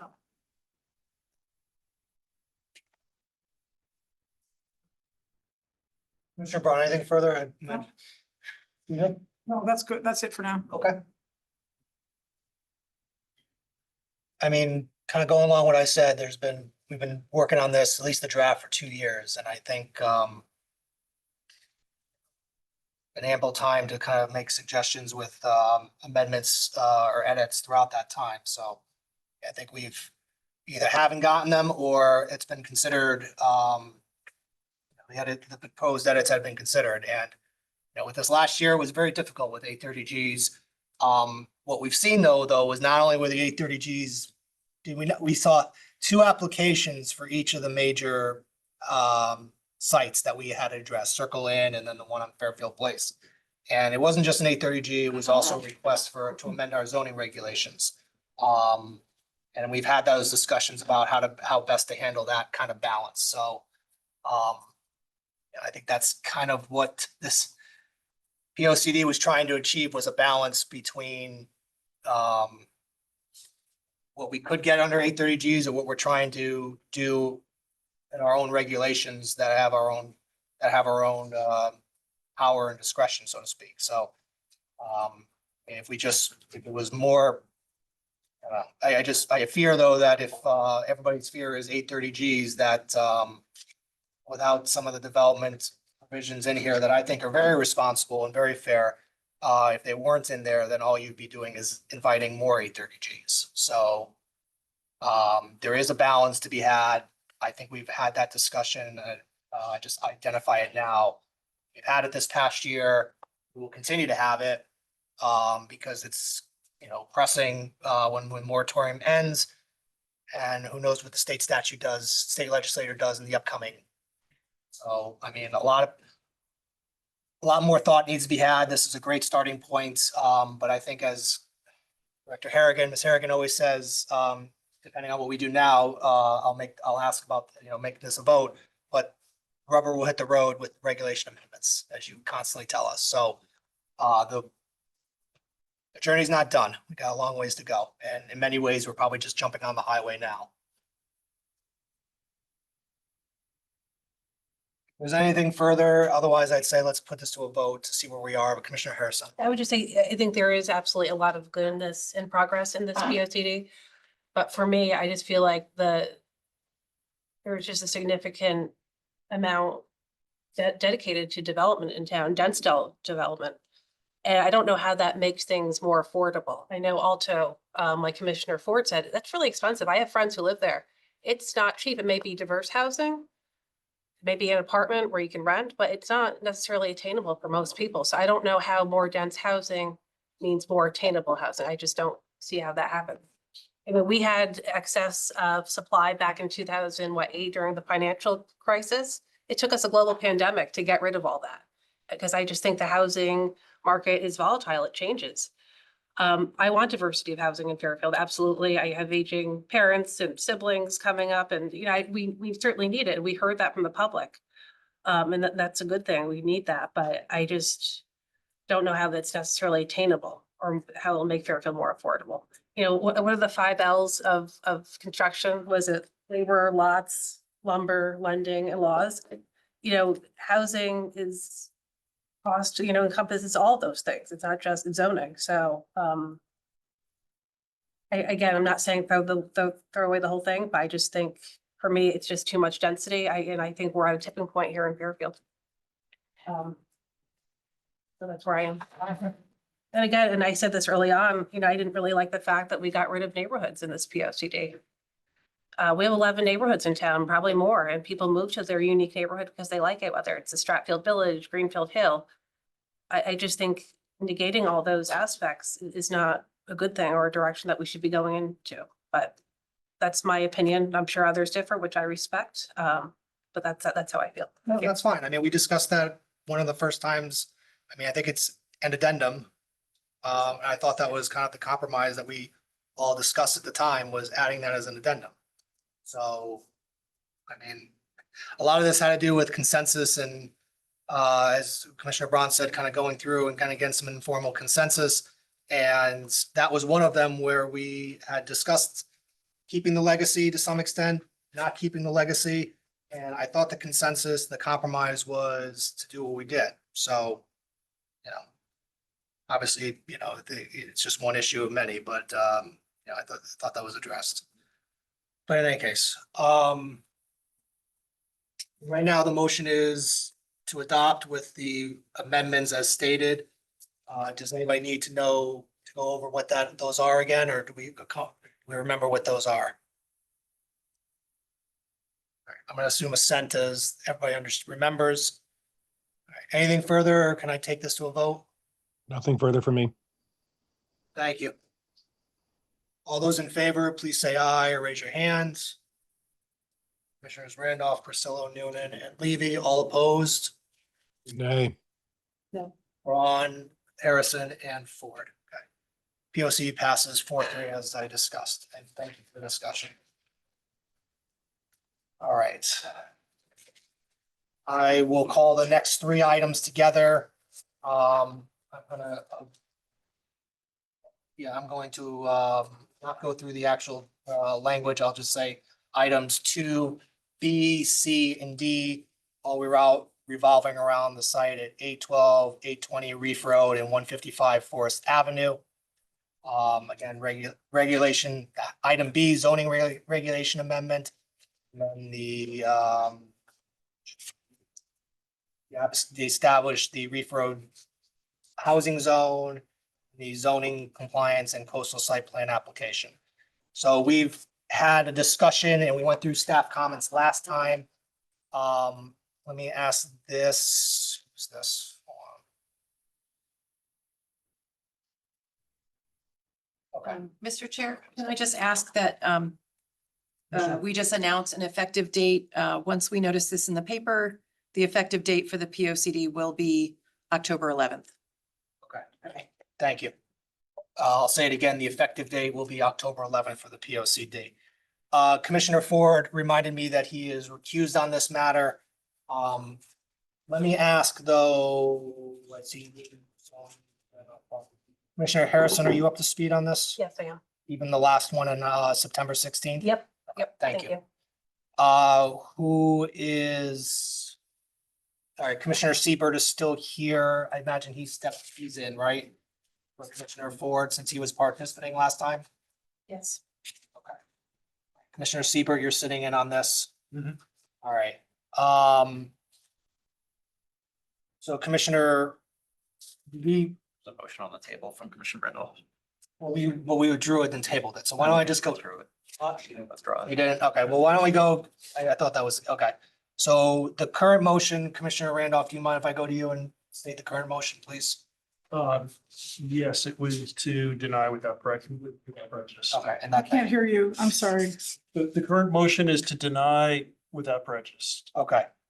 And We Go didn't ahead. vote last time. you did not vote last time. And we able to discuss whether to deny Yes. without prejudice or to consider approving with restrictions. Yes, so why don't we start there, Commissioner Randolph, with that topic? I defer to Commissioner Levy, whom I've discussed this with at length. All right, well, then why don't you say your piece and then we'll figure out procedurally where to go. Yeah. Commissioner Levy. Great. Commissioner Randolph and I, as we discussed last time, have had considerable discussions as how best to approach this matter.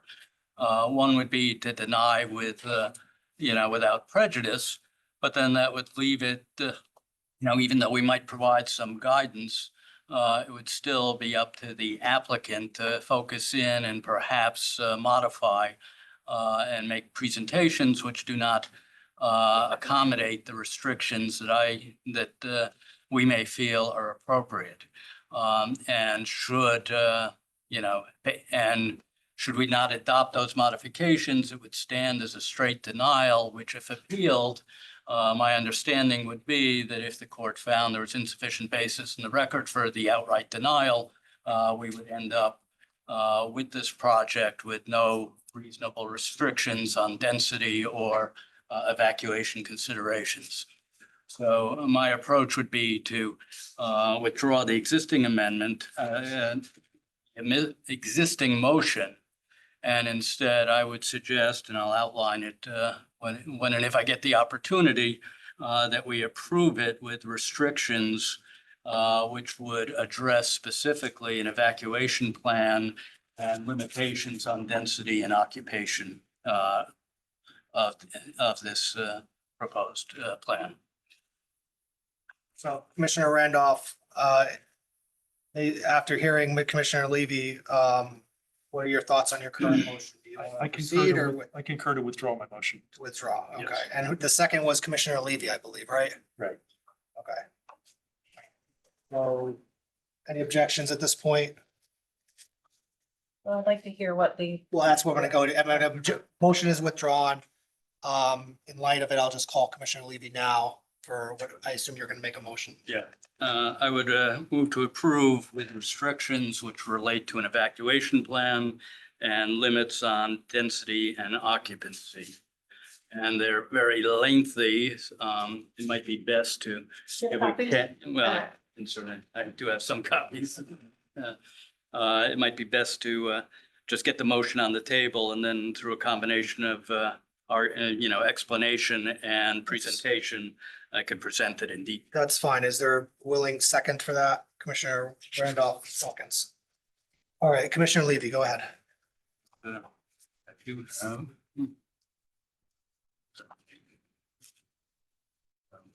There's one. Commissioner Harrison asked for a written copy. I've got three, I think. You have it in emailed or anything? No, this is hot off the I press. thought you had that. How long is it? Yeah. Here's another. Let's be back. Yeah, here. going forward, when commissioners have Yeah. long amendments, can we just have them up print out, please? Yeah. Is it 2 pages? on it? That's to my request. If I could take a picture of it. I Yeah. just Here can't. you go. Oh, no, it's. Oh, There's one more on the evacuation. Sorry, Yeah, I don't have that. sorry, I can share it. Okay. Yeah. Okay. There's another one on density. We'll give this to staff. You have you don't have a copy, I assume, right? No, that's fine. Yeah, I've passed out some copies of the proposed evacuation plan and the restrictions on density. And this relates, of course, to A12 and A20 Reef and 155 Forest Avenue, as well as the CAM application. Again, I'd move to approve with restrictions, specifically dealing with just the specific ones that staff pointed out. The proposed regulation and zone change for Reef Road Housing Zone should be limited to this specific property, which is 812, 820 Reef and 155 Forest Avenue. Also, there's limit, staff had recommended last week, a limit on the signage and a requirement that there be dark sky compliance. And that would be as per the staff comments last week. And also the affordability plan needs to be amended for our economic development director's comments completed prior to recording the deed of the property and issuance of any building permit. So I think those are fairly mundane. Turning specifically to this proposal, there's no question that there are flooding and environmental flooding concerns with this proposal. Flooding in Connecticut State Department of Energy and Environmental Protection.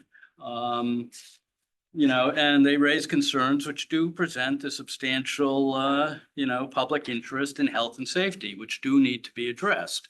But in addressing, those concerns, we're of course bound by 830G.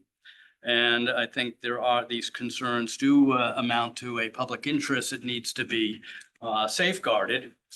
But if we simply deny it, then we risk the possibility that the court will say that we haven't considered, reasonable changes to the proposed development, which would then address those concerns. So accordingly, I think our most prudent course of action is to address those specific concerns with restrictions. Now, by way of background, the property is located in a special flood hazard area. It's A11, A13. It's an area with limited moderate wave action, could be as high as 1 to 5 to 3 feet. And we know from the storm Sandy, there could be a storm surge up to 9 feet, which would result in 4 to 4.5 feet of water on Reef Road. And those of us who've lived through it, and also 91 and 92, know that that has occurred in the past, and there is a substantial likelihood that we will have, flooding in this area in the future.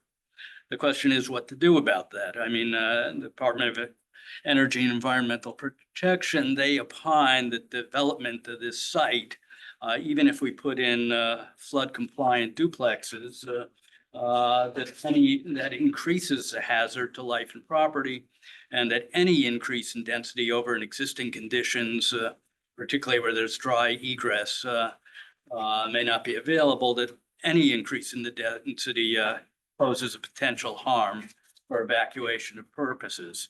And based upon that, DEEP recommends that the petition be denied. And as I understand DEEP's position, should that be adopted and applied consistently in the floodplain area, it would preclude any further development or increase in density throughout the beach area. I mean, DEEP is basically saying, and their policy would be, and if we were to, adopt that policy, to be consistent with it, there would be no further development in any floodplain area, whether Mill River, the beach. If you have a 3-bedroom cottage and you want to, or a 2-bedroom cottage, and you want to upgrade that to a 3-bedroom flood compliant house for the few that are left on Reef Road or Beach Road. If we were to say no additional density, that any addition to the floodplain area is a threat, public health and safety, we would have to consistently apply that and allow for no further development. And I don't think at this stage and in connection with this one application, I'm not prepared, and I don't think this commission is prepared to go to that extreme, though I do appreciate the concerns raised by DEEP. So to my mind, what we need to do is put in reasonable restrictions on the development of this site to address those public safety and health concerns. And the first would be an evacuation plan, which is to protect life and property during a flood event, ensure timely and orderly evacuation, and, to comply with local emergency management and clear legal authority. And the hazard, of course, is flooding.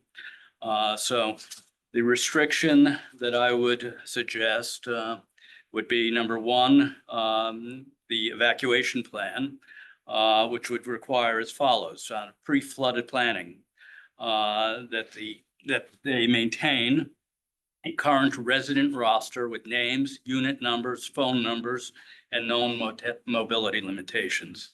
That they post evacuation routes and flood assembly points on every floor in the common area. They designate building emergency coordinator, that they install emergency lighting in the garage area, and that they establish relationships with local emergency management, fire, and police department.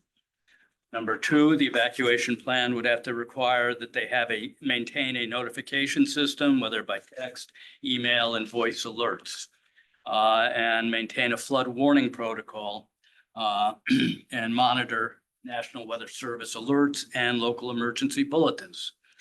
Number three would be the evacuation procedures, and that would be triggered in 2 events. Voluntary evacuation would be when there's a flood watch or a local advisory is issued, and residents would be encouraged to relocate vehicles and prepare go bags and basically get out of there. Number 2 would be mandatory evacuations, and I mean mandatory. When a flood warning is issued for the area, or when ordered by civil authorities or building management determines there's an imminent risk. And in that event, there would be evacuation steps. Number 1, notification. Send immediate alert to all residents by text, email, building intercom, or door knocking. Building actions: shut off the elevators once the evacuation begins. Secure all electrical and mechanical rooms. Number 3, provide that residents will evacuate by the evacuation routes and take essential items with them. And then most critically, vehicle removal. Residents must remove vehicles from the parking area to a designated off-site high ground lot. And vehicles not removed will be towed at the owner's expense under emergency authority. And that would also require that the building maintain a confidential list of residents with any mobility impairments who may require assistance, and coordinate with local emergency services for transportation or rescue support if needed. Can I just interrupt you? Sure. So who is this? they're gonna need to, I'll get into it, but they'd need to have an administrator, who would be responsible for this. So that would include a salary, that, I mean, that's. That'd be their responsibility, yes. Where's the offsite lot though? But, well, and the town always says, during flood warnings, they announce the various offsite areas. Keep going, Yeah. Commissioner. Okay. And then, Has this been socialized with any emergency personnel? not yet. Okay. Okay, and then, of course, post evacuation, they notify residents when it's safe to return and do at that point a inspection for damage, mold, and electrical safety. And in order to enforce this, their leases would have to, and to support enforcement, the leases would have a mandatory evacuation clause. I could read it, but it basically says that in the event of an official evacuation order or management determines the continued occupancy poses a risk to health or safety due to flooding or related conditions, tenant shall vacate the premises immediately upon notice. Failure to comply shall constitute a material breach of the lease and may result in emergency entry or removal under applicable law. And then also in the lease would be a vehicle removal clause that the tenant acknowledges that the property is located in a flood-prone area and agrees to remove any vehicles from the parking area upon notice of a flood emergency, and that management is authorized to remove or tow vehicles left on site at tenant's expense to prevent loss or obstruction of emergency access. Then there'd be an indemnification where the tenant would hold them harmless, and they would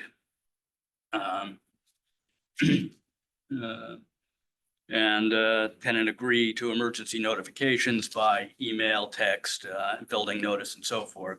And then this would be coordinated with the local fire marshal. And then there'd be a provision for resident education. A flood preparedness guide would be provided at move-in. So that would be the evacuation plan that would be required as a restriction to be implemented by way of lease and so forth. The next section is restrictions on density and occupancy. And this again addresses the problem, the potential threat to life and property in this sensitive flood-prone area. And it's to limit the occupancy or density at this site. There are currently 45 units. 36 are 2 bedrooms, 6 are 1, and 3 are studios. 14 of those units would be restricted, which would be 11 2 bedrooms, 2 1 bedrooms, and 1 studio. So basically it leaves 25 2 bedrooms, 4 1 bedrooms, and 2 studios at market rate. I think it's well known to every member of this commission, and there's also clear from neighbors' testimony that this section of Brief Road is particularly popular with university students. I don't think you're going to have, I'm not concerned that it's going to be a dormitory. I think certainly the market, I don't think they qualify for the market units. For the affordable units, that's 14 of them. And of the 25 remaining, 2 bedrooms, 1 bedrooms and studios, it would not surprise me based on the size and so forth that, while it might appeal to students, you're also going to get single individuals and married couples that may well be interested in living in this area. So I don't think they're going to be, I don't think it's going to be just an animal house or a dormitory. But that being said, mathematically, for instance, down the beach area in the various houses, I think they're limited to 4 per unit. And if we were to, and again, I'm going to outline the extreme, and should any judge be looking over my shoulder, I want to make it clear that I'm not concerned that this would happen, that I do not think that there is evidence to support this, but just to point out mathematically what could happen at the extreme, assuming there were 2 bunk beds in each of the 2 bedrooms and 2 occupants in all of the single bedrooms, you could have 112 residents in the market units and an additional 28 people in the affordable units. I mean, you could have 141 people in this area if it was populated to the maximum conceivable density. And if you had 141 people, you might have as many as 100 vehicles for the 64 spots. So that density, such density in resident vehicles could create a nightmare situation in the event of an emergency and could present traffic problems with respect to a volume and overflow on Reef Road and Veris. So again, I don't claim there's any evidence in the record or that there's a real concern that you're going to get 141 people, but without restriction, you could. So, and I think having that many people and that many vehicles in a flood zone is a serious threat to public health and safety. So the reasonable restriction which should be imposed would be to limit the occupancy of these units. And I note that the plans, and another reason to limit those occupancy is just the way these units are designed and their size.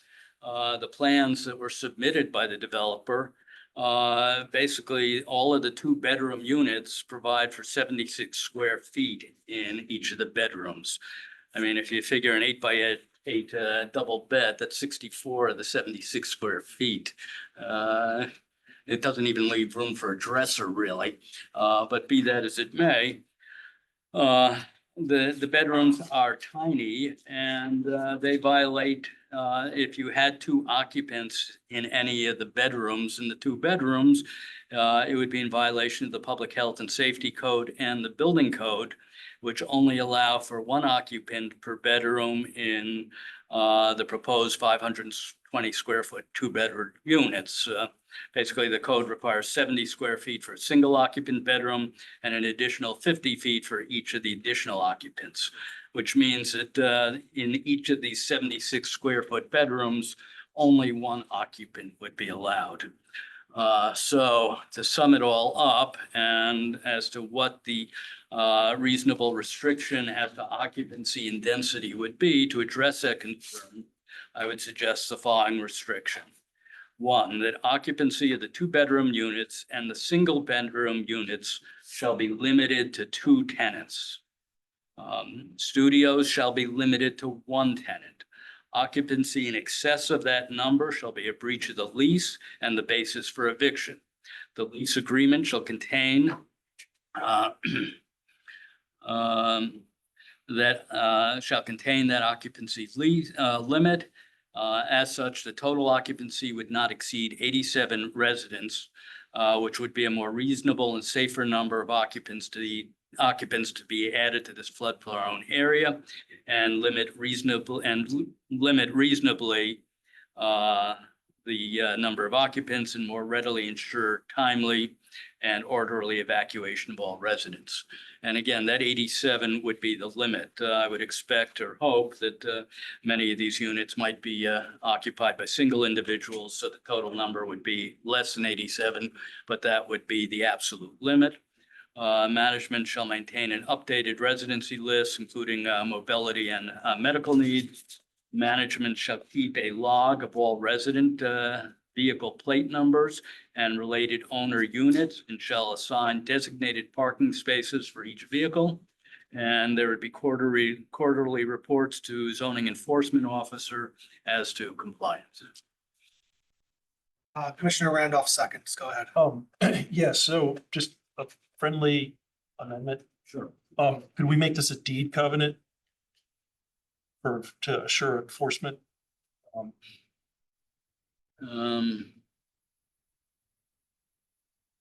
I'm just thinking out loud. Deed covenant. I mean, there's no deed file. I mean, But it would- Well, what I will say is that approvals are filed, right, decisions are filed on the land records. right, okay. So certainly I would Could be in a- assume that the list of conditions relative this approval would be listed, but not fully enumerated. Perhaps, right? So it would be, for example, we normally shorten them for the benefit of filing. So it may say something like, occupancy restrictions per the approval granted, blah, blah, blah, whatever the date is. And then you go back to the minutes and then the minutes have them very, very detailed and specific. And I've got a few typos in here anyway, so. So, Go ahead with Yeah, that. so, all right, so thank you for clarifying that. I'll boil it down a little bit. I really don't like this project. I'm seconding it reluctantly. Because we have, as a commissioner, I've got responsibility to act in a semi-judicial capacity. And we recently had a court opinion that set an even higher bar for these 830Gs. Which is the law, and even though we don't like the law, it's the law and we gotta enforce it. So I'm seconding this, not because I like it, not because I think it's a good project, I think it's a terrible project. Our current ordinance, I think this underscores the need for us to upgrade some of our current ordinances. And I don't think we have any means to contest this because I had two issues. Parking, a lot of it came down to parking. Commissioner Levy and I discussed at length the capacity. This really looks and feels like a dormitory. But right now we don't have anything on our ordinance that would require a parking plan, which would potentially address this. So I don't think we have a legal basis to address this issue for rejection. Deep's citation of this as a potential emergency egressing issue was notable and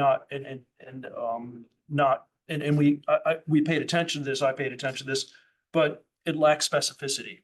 I agree with what they said, but what they said was so general. I didn't think we had enough in their objection to have a denial, even though I do share the concern. I think that Commissioner Levy's detailed enumeration of an egress plan partially addresses that issue. But I think it also underscores our need as a commission to have a more, now that we've got the POCD addressed, to expedite amending our ordinance to address the specific issue. So in the future event, we would have something on our record to potentially object to this and have an objection sustained. But so I don't like this project, but I don't think we have, the court set a very high bar for rejecting these 830Gs as, last week's ruling. We don't have anything on our ordinance for parking plans that would provide basis. We don't have anything on our ordinance requirement, an evacuation plan. So I think that Commissioner Levy's solution addresses those two issues to my satisfaction. Thank you. Commissioner I have a Harrison? question. I guess, and thank you very much for the thoughtful out of the box alternative here. I guess what I'm thinking too is we also have a whole road, Fairfield Beach Road, that evacuates through Reef Road. So I didn't see that in your plan. Wouldn't they be impeded by the 100 cars? By this, that I'm sure that the occupants of this development would have, and people leaving. So how would you address that? that's the whole point. At such time as the flood watch is ordered, and then there would be a mandatory evacuation. Those vehicles would have to get out of there before it hits. So then, And so if they're not, and if they don't get them out, they're gonna be towed out. I just don't see that. How is that feasible in just a lot of cars to tow at once? I just don't know even how feasible that really is. We have enough tow companies to tow 100 cars at once. Well, they'll have to maintain a contract, and somebody will have a lucrative contract to get them all out of there. And and 100 cars would be the extreme, with a limit of 87 people, and not everybody's gonna have a car. We have friends visiting, college kids are probably gonna live there. Let's be realistic. Yeah. They're gonna have friends. They're gonna park on the street and then get out of there at 2 in the morning. So And who would report, I guess, the overcrowded apartments when there are parties and such?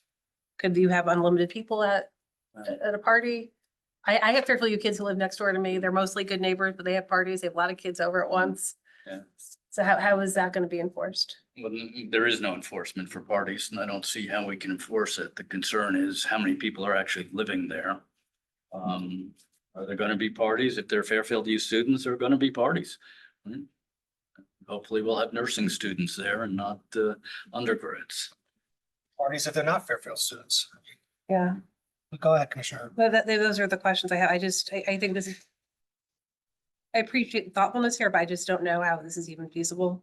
My concern is that if we don't address it with a reasonable limit, we'll end up with no limitation. Understood. So, Thank you. Commissioner Braun, then Priscilla. My understanding is that in the beach district, you can have 5 unrelated people, maybe, Ms. Harrigan can clarify that, in one unit, 5. Same. You say Four. Four. Really. So you're saying that the lease would go against what we now allow in that district then? So this is not in the beach district. The beach district is a specific zone that starts generally is Fairfield Beach Road, Pine Creek, French Street, Old Dam Road. And so that's limited to 4. In other areas, generally in the beach area that are residential A zoned or residential B zoned, that limit is 5.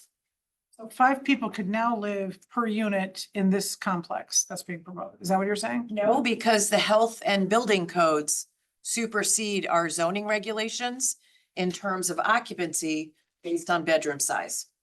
So what's the occupancy limit now for this, if Well, there it was- wasn't 830G? well, the restriction that I'm proposing is instead of 4 or 5 per unit, Mhm. where you might have 2 double beds in each or building of lofts, that the entire, each unit, each of the 2 bedrooms and each of the single bedrooms would be limited to 2.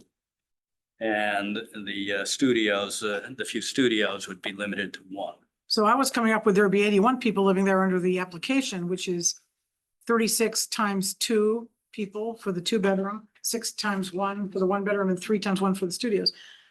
Your proposal actually allows 87 people because 2 Yeah. exist in the singles. Mhm. So that's a lot of people to put in there. And so I have to distinguish between the Berkeley decision, which Commissioner Randolph was referencing. Berkeley was not in a coastal site area. Okay, so we have our obligations under Coastal Management Act to protect human life. And someone, maybe the town attorney can tell us, is that analysis subsumed underneath 8-30G? Or is that analysis separate?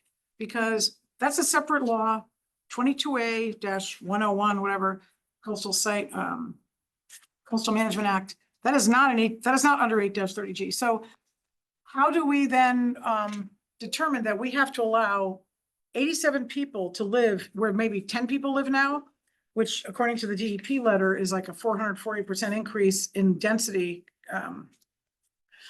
When the DEP has said, and I quote, "The proposed increase in residential density on the subject sites represents a significant increase in hazard to life and property and would knowingly put people in harm's way from future coastal storms and flood events. Therefore, we find the project inconsistent with the policies of the Coastal Management Act. We recommend it be denied." Our duty, we have duties under both laws. I don't think one trumps the other. Losing my voice. So let's address that. Yeah, for the chairman. So, Yeah. yeah, I mean, I appreciate DEEP, and that's the concern which I'm trying to address by imposing limits and the evacuation plan. If one adopts DEEP's position, they're basically saying they're saying any increase in density in a floodplain area poses an increased risk to, life and health. And, and frankly, does it, would we encourage increased density in a floodplain area? Of course not.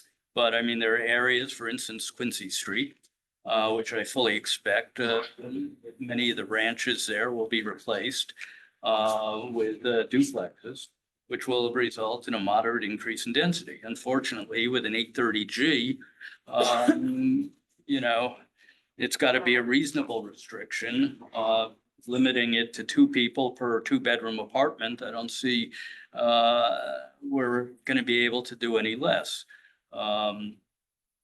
As far as, there are 45 units, could one say, well, knock off a floor, reduce it by, roughly 15 units? Well, we could do that, but I think that that would pose, that would be the death knell for this application, which I'm sure many of the neighbors would, prefer, and I think would be prudent, but I think then it would be financially impossible for this developer. And that would not be a position that I think would be sustainable in court. Because, I mean, the reality is there's a duplex on there that was built in 2018, which is a perfectly functional duplex and probably would sell for 1.5 million to 2 million, reasonably. And that's going to be torn down. So, I mean, the development costs here, just starting with that opportunity costs, are significant.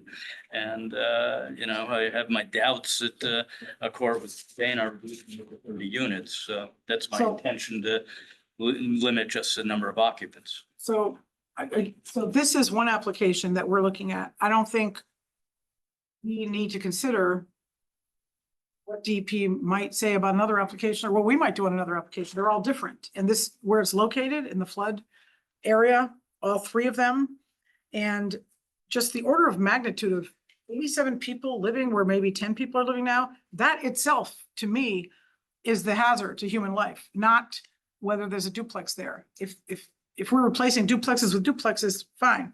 That's not creating much more density, adding a couple people. Adding 80 people, that's adding a lot. And knowing that they're probably going to be students because of the 500 square foot size of many of the rooms. So I don't see, first of all, DEP as ruling us. They're guiding us. They're saying this doesn't qualify. They're giving us the metrics that we need. They're giving us the quantifiable data that says there could be 8 feet of stormwater here. Superstorm Sandy sent water way up beyond where this is located. And the storms will get worse in coming years with sea level rise. It will be worse. It won't be better. So we have to rely on what they say. That is the expert opinion that is telling us we're going to be willingly and willfully putting people in harm's way. It's the quantity of people there that's the problem. And without scaling it back, I think we're not following the Coastal Management Act. So that's a complete distinction between this and Berkeley. Berkeley did not set a new standard.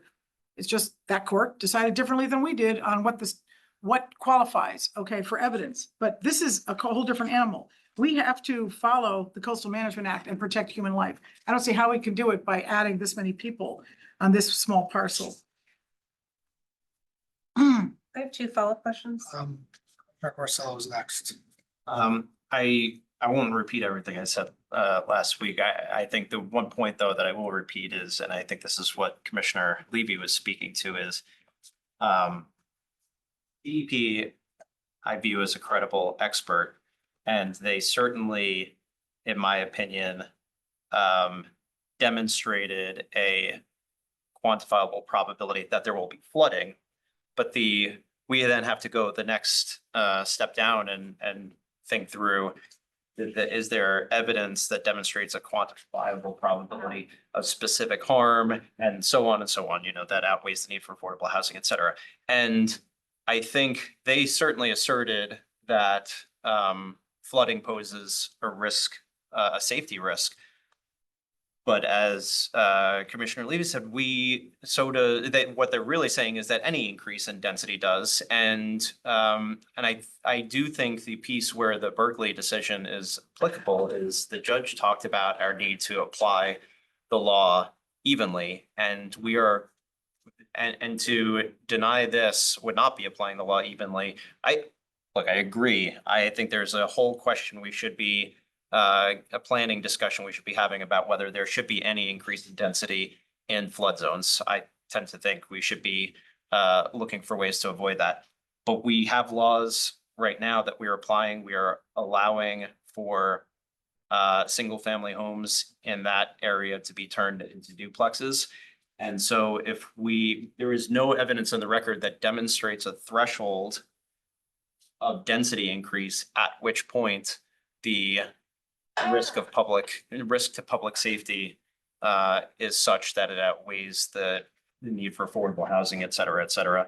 And so that just doesn't exist in the evidence. And so I don't see any way to deny this based on that threat without violating our obligation as a commission to apply the law evenly. I think we would need to get into another conversation outside of the context of this application about what is allowed, what density increases are allowed in flood zones.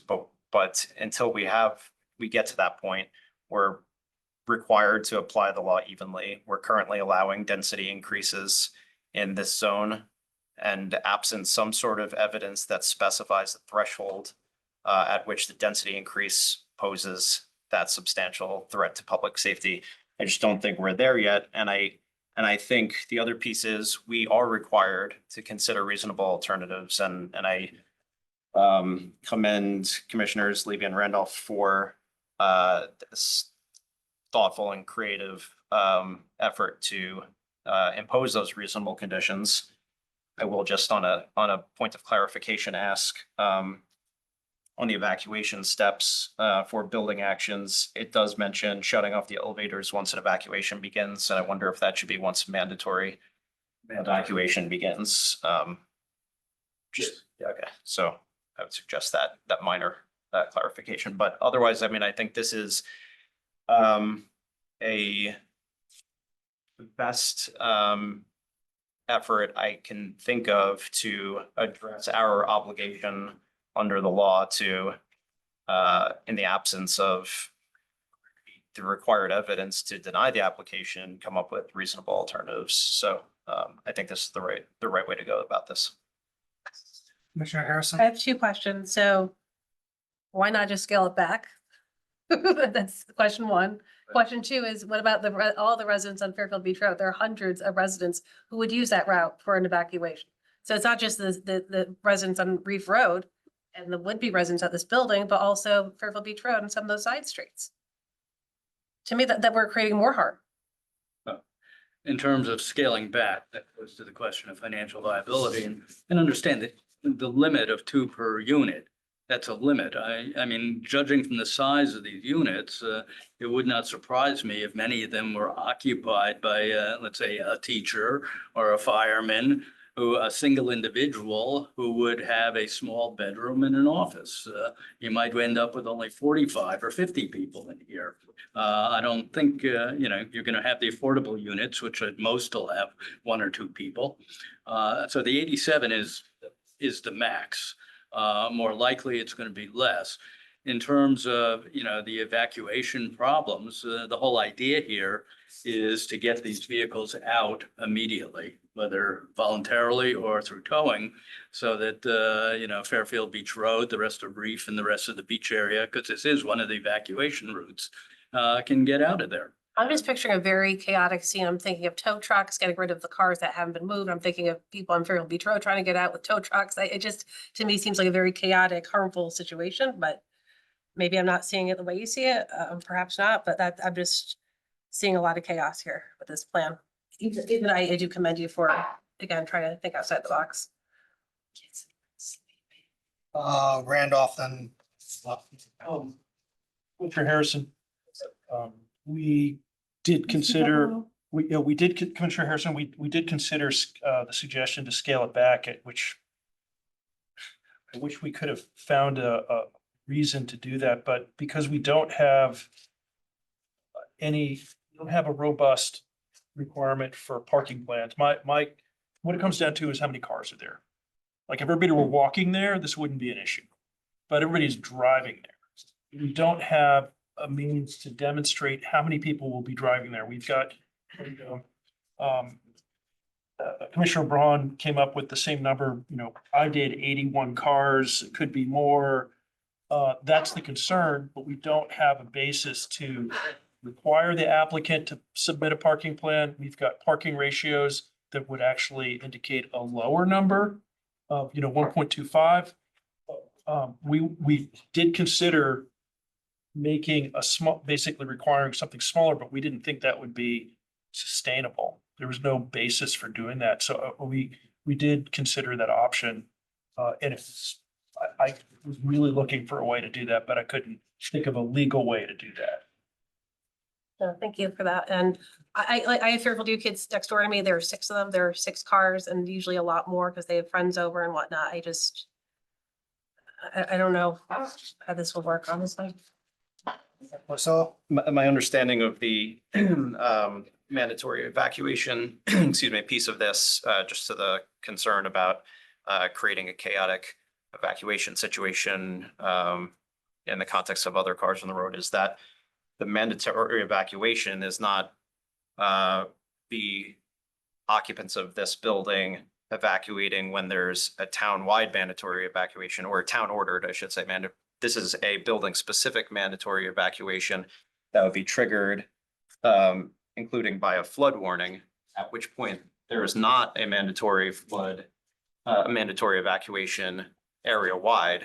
And so this would be prior to, in most cases, it seems, prior to any sort of mandatory evacuation throughout the area. So it sounds like my interpretation of this is the cars associated with this building would be forced to evacuate in most cases prior to any sort of mandatory evacuation throughout the general How can area. you force someone to evacuate if there is not a town-wide mandatory, alert? Like I'm It'd be a serious. lease requirement, which they would agree to. You gotta live here, you require.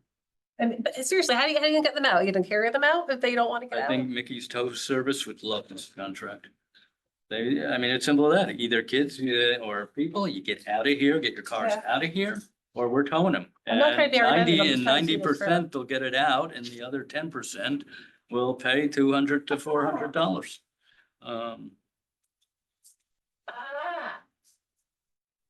Commissioner Braun? Also, there's gonna be overflow on the streets, overflow parking, because only 64 spaces are being provided for 87 people or more. And visitors, guests, parties, and all that stuff. So that's number one. Number two, evacuation orders don't always take place at the right time, in the right manner, or you can't always predict exactly how the storm event will take place. So it's not an infallible system, so it just might not work. And you're putting at risk, again, everybody else who has to evacuate. It's not just people on premises, it's parking on the streets. And everybody running out to their cars at the same time. But I do feel that we need, I need our town attorney to give us an opinion on, are our duties under a Coastal Management Act separate from our duties under 8-30G? In other words, if we approve the 8-30G with these provisions, can we still deny under the Coastal Management Act? Because we still feel it would not satisfy that. It's a different standard of proof. It's not governed by 8-30G. It's our role acting really as a delegate of the DEP, carrying out a different state law to protect human life. So kind of like the Wetlands Agency is not bound by what we do here. They can turn down what will be an 8-30G under that application for an inland wetlands permit. Can I go to Ms. Harrigan for an answer to that? Sounds like possible. Yes, I just want to state that we're out of time on this application Well, that's. statutorily. No, I know. I When was does gonna- this due? When do we do the vote on this? It Thursday. has to be completed by the 9th, by By the Thursday. 9th? I thought it said November 9th. November 9th. No, it's October 9th. There's a Oh, mistake this there. is, In November. Sorry, this is November 9th. it's October 9th. My apologies. So, but we have lawyers on this commission. Tell me I'm wrong. We're acting on behalf, instead of DEP, Oh, to vote, Put it in to the rule previous. on carrying out a different law that is not under 8-30G. The burden of proof shifting, I don't think should take place when that is considered. So why are we so worried that a court will overturn us if we have the DEP telling us this will be putting people in harm's way? And they're giving us metrics. There's lots of metrics in their report. That should be satisfactory for us to rule no under the Coastal Management Act, even if we feel we have to rule yes under the 8-30G application. We have two separate applications before us, each under a different law with different, to me, different legal standards.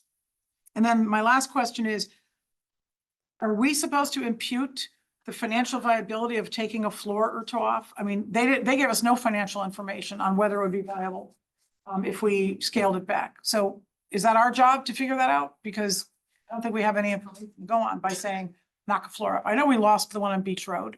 That was on a variety of reasons, but I don't think financial viability was one of them. So that's another question I have on the 830G component. My understanding is that the coastal site plan law is not under 830G as far as the standards of 830G don't necessarily override the CAM law. That's my understanding. I would agree. Say that with general knowledge without really doing the research, but I think there's nothing wrong with assuming that at this point. But it doesn't, I don't think, go ahead. I don't want to give a legal opinion, but reviewing the CAM report in here, you know, and if you look at all the issues addressed and so forth, it basically addresses whether or not there's any threat to basically the coastal area and natural landscape. There's no boxes in here which say, does it pose a threat to, I mean, DEEP takes that position. And obviously, does it, are there concerns about residents in a coastal area? Of course. But we've got probably, I don't know how many thousand living down there. We've got condominiums at the end of South Pine Creek. You know, along the beach area, there's significant density. You know, my concern is that if we outright deny it based upon DEEP saying you can have no additional density in the area, that we're going to end up with no limitation whatsoever. And that would be worse. Commissioner, hold on, let me see. Commissioner Siebert, do you want to jump in or do you mind if I?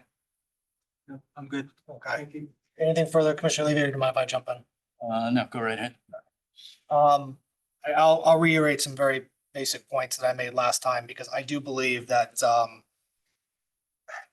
the focus of DEEP was the density in this area as being dangerous and an impact on the coastal coastal areas. And I don't believe that is a sufficient basis, nor one that is in line with what we've been doing so far. I think, as we've said, or at least I said, and maybe a few others agreed with me, take this anywhere else in town with, you know, similar infrastructure, I guess, and this meets all the metrics that have 830Gs have been approved by this commission, regardless of dissents or not. But I mean, anywhere else in town, this is something we've seen as far as units per acre, parking per units, traffic, or anything along those lines. So now we're treating it differently in this area, and treating it differently, probably rightly, because now there's a flood zone and we have to have that considered, but then treating it differently than I think the other properties in the area. The flooding is an inherent risk down there. I lived it as a kid in Stratford, that lordship area. I'm familiar with it. I'll have one, remind me, Commissioner Levy, I have one suggestion to your thing, to your reasonable accommodation, but it's an inherent risk that whether it's going from a duplex to a 3 units, that one increase, that one person is going to experience, extra person down there is going to experience, versus however many end up in this building. And we've seen, I think, DEEP take the position, just going from one single family ranch to a duplex has taken this position before. It's in the record with the Army areas, right, Ms. Sargan? She's shaking her head, yes, just for the record. So the thought that this is just because there's a greater number than one is not the case, because we are seeing it with one extra unit in this area farther away from the beach, I think, right? The coast at that point. So, if we like follow this principle down its course, to say that it's unsafe for this project in this area for this many people, any other future development down in this area that increases it by one is following that same mold. And, you know, do we set precedent? No, but we're supposed to, especially in 830G, apply laws evenly. And I fail to see how we are treating this the same as the surrounding area that are still in the flood risk area and 830Gs in general. There are thousands of people down there, and this is that one route that goes up. And just as in traffic, this is kind of a drop in the bucket consideration. I think that's the same idea. And if it's evacuations as being the concern of getting people out, I think the reasonable accommodation being made, which the applicant suggested as far as the evacuation plan, I think Commissioner Levy has, I think the applicant had some some suggestions. Commissioner Levy has expanded upon them, and I think that's fine. So the only suggestion I would make is in the lease, a notice that this is in a flood zone. I'm not sure if that was in there. So that is completely transparent to people going into this property. Is you're going into a flood zone. There's a threat of flooding in the area. And we can, something a little more substantial than just this is a threat, that this has happened in the past, that this is an area that, maybe noting that the flood zone is like 8 feet there when we're up to 12 feet, and, to really highlight notice in the area, to notice by these tenants, because I think everybody notices that the threat is flooding. And I think Commissioner Corsillo is right that they've identified a safety concern. Question is, does this development, cause a substantial impairment of that? And I just don't see it. And I think there is going to be, maybe precedent's not the right word, but we apply laws consistently. We have to, that if an applicant comes forth with for an ADU on the beach for their, Don't allow ADUs. well, in that area in the flood zone, then you're right, excuse me, then is that going to be a problem? So I don't, and again, as far as students, I think I'll be realistic about it too. There's no guarantee that students are going to be in there. It's speculative to think that students are going there, whether you think it is or not, or what's going to happen. It's by its definition, a speculative consideration as to what's going to happen there. That's legally the case. I ask any attorney, I think, as to whether we can consider that students are going in there. And I think that attorney will tell you that it's by definition going to be speculative consideration that we shouldn't be considering. And I'm not sure that students are going to go there one way or the other. Maybe some do, maybe some don't. I don't know. But it's in this role, when we are quasi judicial jurors by all accounts, we apply the laws consistently as we can. And I think the reasonable accommodations are fine. I'll go along with them. I don't think we are using these reasonable accommodations, treating this project differently than we would other 830Gs or the uses in the surrounding area. Because I think that's lopping off a floor or doing anything else that has a more potential for denials or not basis. I think that's treating this project differently, and that's going to be that would be not something that's going to be sustained in the courts. So I'm supporting this with the reasonable accommodation. I'll ask for that friendly amendment. I don't know what the language is off the top of my head as far as specific notice to in the lease that this isn't a flood zone, that the flooding height is up to 8 feet, is it?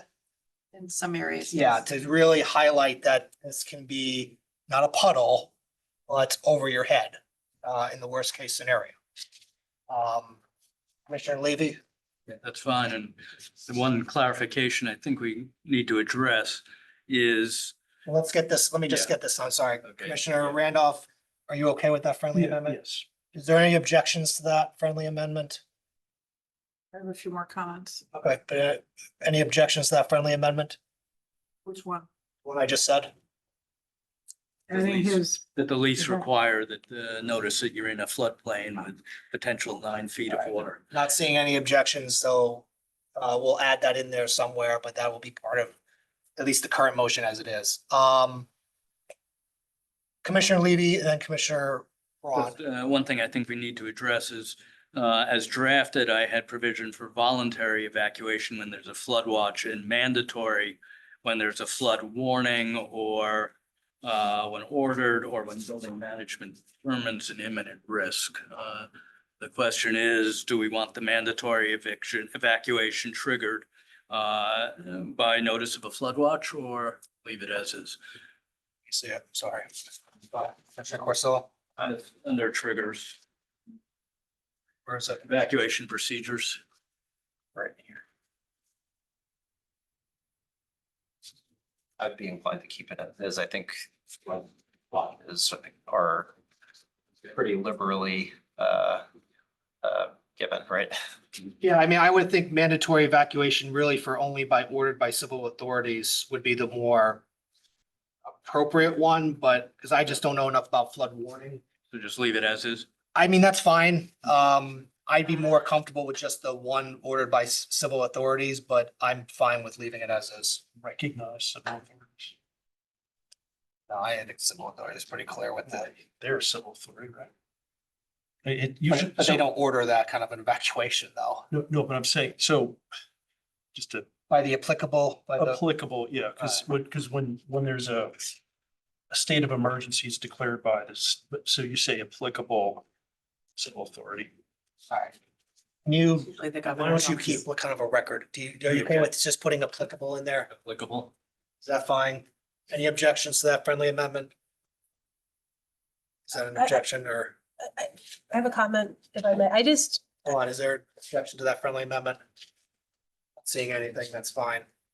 I had said Braun first, then you, so that's why I want to keep the order. Thank you. just, again, a distinction. This is not anywhere else in town. This is here at this location. And not anywhere else in the beach area where a duplex might not put 7 people and residents trying to evacuate that are between this location and the beach in harm's way. So this is this location, and DEP, I see nowhere in this letter where they're saying, don't add a duplex anywhere. That's not before us. What's before us is this application for 64 parking spaces and 45 units, which will have potentially 87 people living there, perhaps more.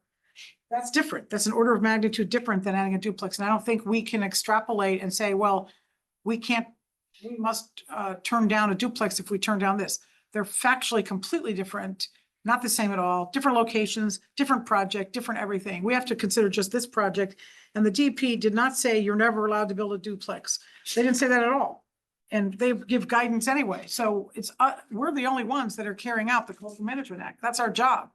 We're not doing our job if we are putting people in harm's way like this, not just the people living here, but everybody else trying to evacuate. There'll be a bottleneck. You're just putting life and limb at risk by creating that bottleneck here, by allowing this to happen.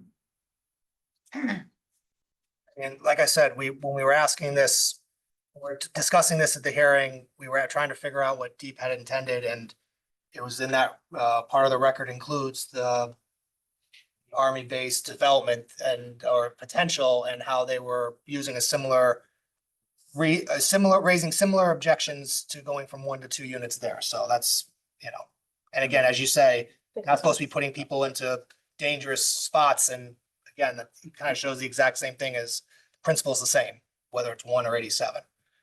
Commissioner Harrison, then Do Levy. you want I just have one line. to? Just in Thank you. terms of that point, on Old Dam Road, Deep took the same position with the increase of 1 bedroom. That's right. Yes, I mean, it's part of the record. Yeah, I think what bothers me is that we're not emergency management commission, experts. Whoever wrote this has not been socialized with our emergency management, personnel. Like, I don't even know that, we're always told by fire personnel that we don't even have enough firemen on the ground some of the time. So I just don't, I'd like to understand from an expert if this is a feasible, operation. This is a lot. you know, you're asking people to give their medical history. You know, that would probably, their HIPAA laws, I just feel like this is a lot, and I just don't know if this is actually feasible in the real world. I mean, this is a nice exercise, but I just don't, I'd like to get more expert advice from people who actually do this for a living. Maybe it is, maybe it isn't, I don't know. It just seems like a lot, and I think it could potentially put people in harm's way from Fairfield Beach Road. Randolph. Commissioner Harrison, again, I think your point's excellent. It's well taken. Perhaps we could amend this to say this plan is subject to a review and approval by so we're trying to express an intent here and not necessarily an exact set of procedures. And perhaps it is too prescriptive right now, but if we added a qualifier to the end of this that said, you know, subject to review by a qualified personnel, where we're expressing the intent rather than the procedures, would that? I think that'd be helpful. I Okay. think that'd be great. Because I completely agree with you. You know, we're not emergency responders, and And you may want to have coordination with the Fairfield Beach Residents Association too with this. They're a big stakeholder group in this vicinity. They are. yeah, I think if we just say, you know, approved, reviewed by a qualified expert in this area, that potentially would address your concern. Yeah, thank you for that. All right, Commissioner Levy, friendly My only amendment. concern with that, I'll admit that I drafted this, and I'm not an expert in evacuation plans. But my concern about that is it's no different than if we were to require parking spots, or require they remove parking spots, which is subject to the police commission. So basically we'd be putting in a condition which is subject to, some other body or person's determination. And at this stage, I mean, my hope is, I don't know that the applicant is going to go along with all of this. But my guess is that more likely than appealing it with these restrictions in place, they may well, under section H of 830G, if they have any problems with these restrictions, they will come back to us with an amendment within the appeal period, which would then, reopen it only for that limited purpose. It would require another public hearing. But at that point, it can be more fully addressed. These are not parked cars, Commissioner. These are human lives. And I think having a qualified emergency management personnel is appropriate here. I agree. But And I think having that caveat in there is totally appropriate. my concern is whether or not that would pass muster. It's not, I agree 100%. With the thought. The question is at this stage, and with the deadline imminent, whether or not that in itself would stand up. That's just my concern. I don't know for a fact one way or the other at this point.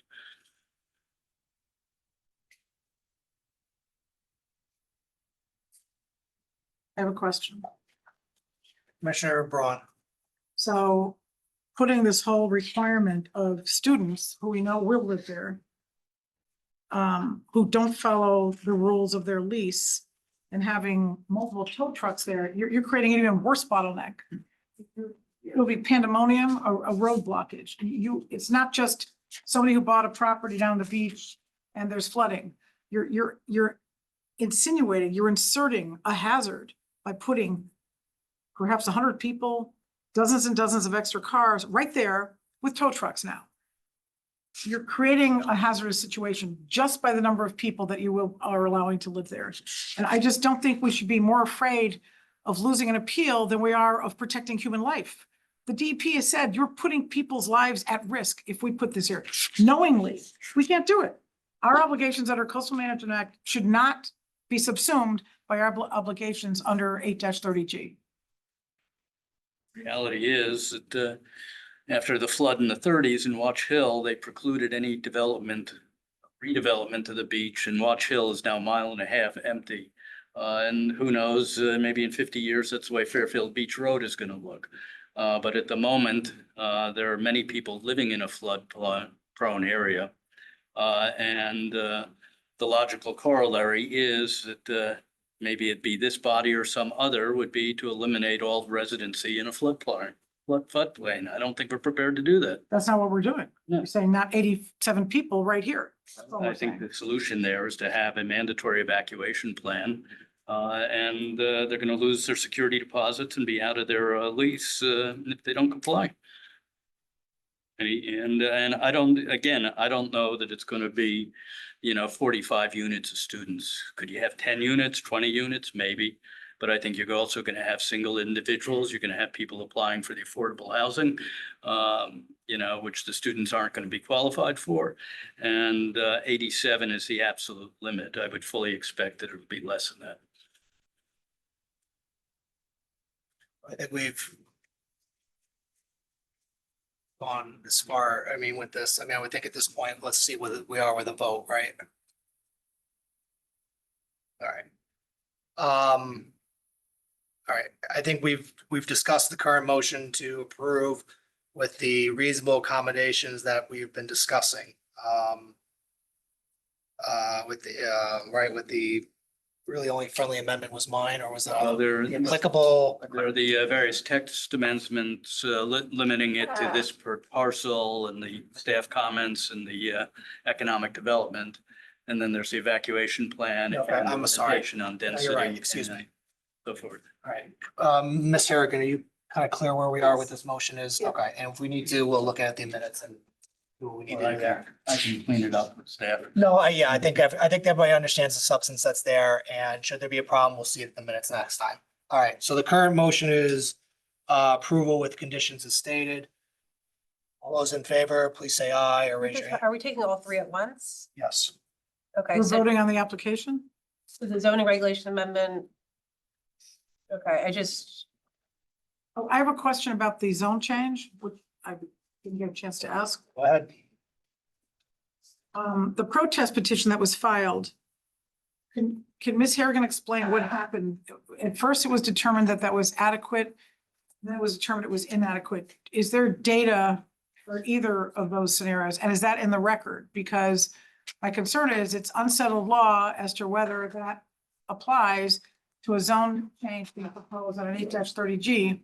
And that could create an appealable issue if the people that signed the protest petition do not know what happened, what happened, basically. So we've informed the folks who submitted the protest petition of where the calculation was different from where we thought that they had met the threshold and where they hadn't. And frankly, it was a decimal point.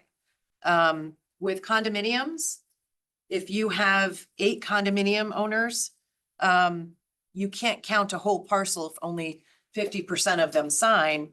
And if there's 2 people on a deed for each of those units and only one of them signs, it's fractional beyond that. So you have to kind of do all of those calculations. One of the condominium developments swung it one way or the other. And at the end of doing the final calculation and double checking all of the figures, it was determined that they didn't meet the 20% threshold. Should this go to appeal, we're happy to provide that work product information as part of the record. I think it should be in the record now. It is part of the record. Is it in the record? I haven't The seen memo and the email chain for all of this. the calculation and the included. data. Is that in the record? Well, I think we provided the percentage, right? Yes. Yeah. Is the data backing up the percentage in the record? We would have to scan in all the maps, but yes, we could. I think that should be in the record. Public, Otherwise, it's all public information, public We could documents. provide it's that, not in the yes. public hearing record, so I think the record's sufficient. it's part of the application. Yeah. So I would like to have that added to the record. Okay. Sure, fine. It's added to the record. All right. And again, right now, based on staff, there's no valid protest petition, and I had this discussion about the laws as it is. The Superior Court has found that this protest petition does not affect 830Gs. So it's a Superior Court decision on point. I don't think it's unsettled. I think it's one Superior Court that's a compelling authority to us. That's a term of art, compelling authority. So let's put this to a vote. All those in favor, please say aye or raise your hand. Seaver, Randolph, Corsillo, Noonan, and Levy, all opposed. Braun and Harrison. Motions pass. Thank you for the great discussion at the usual. Next item is 845 Mill Hill Terrace subdivision application of OHI Asset CT Southport LLC for 4 lots in a Residence A zone.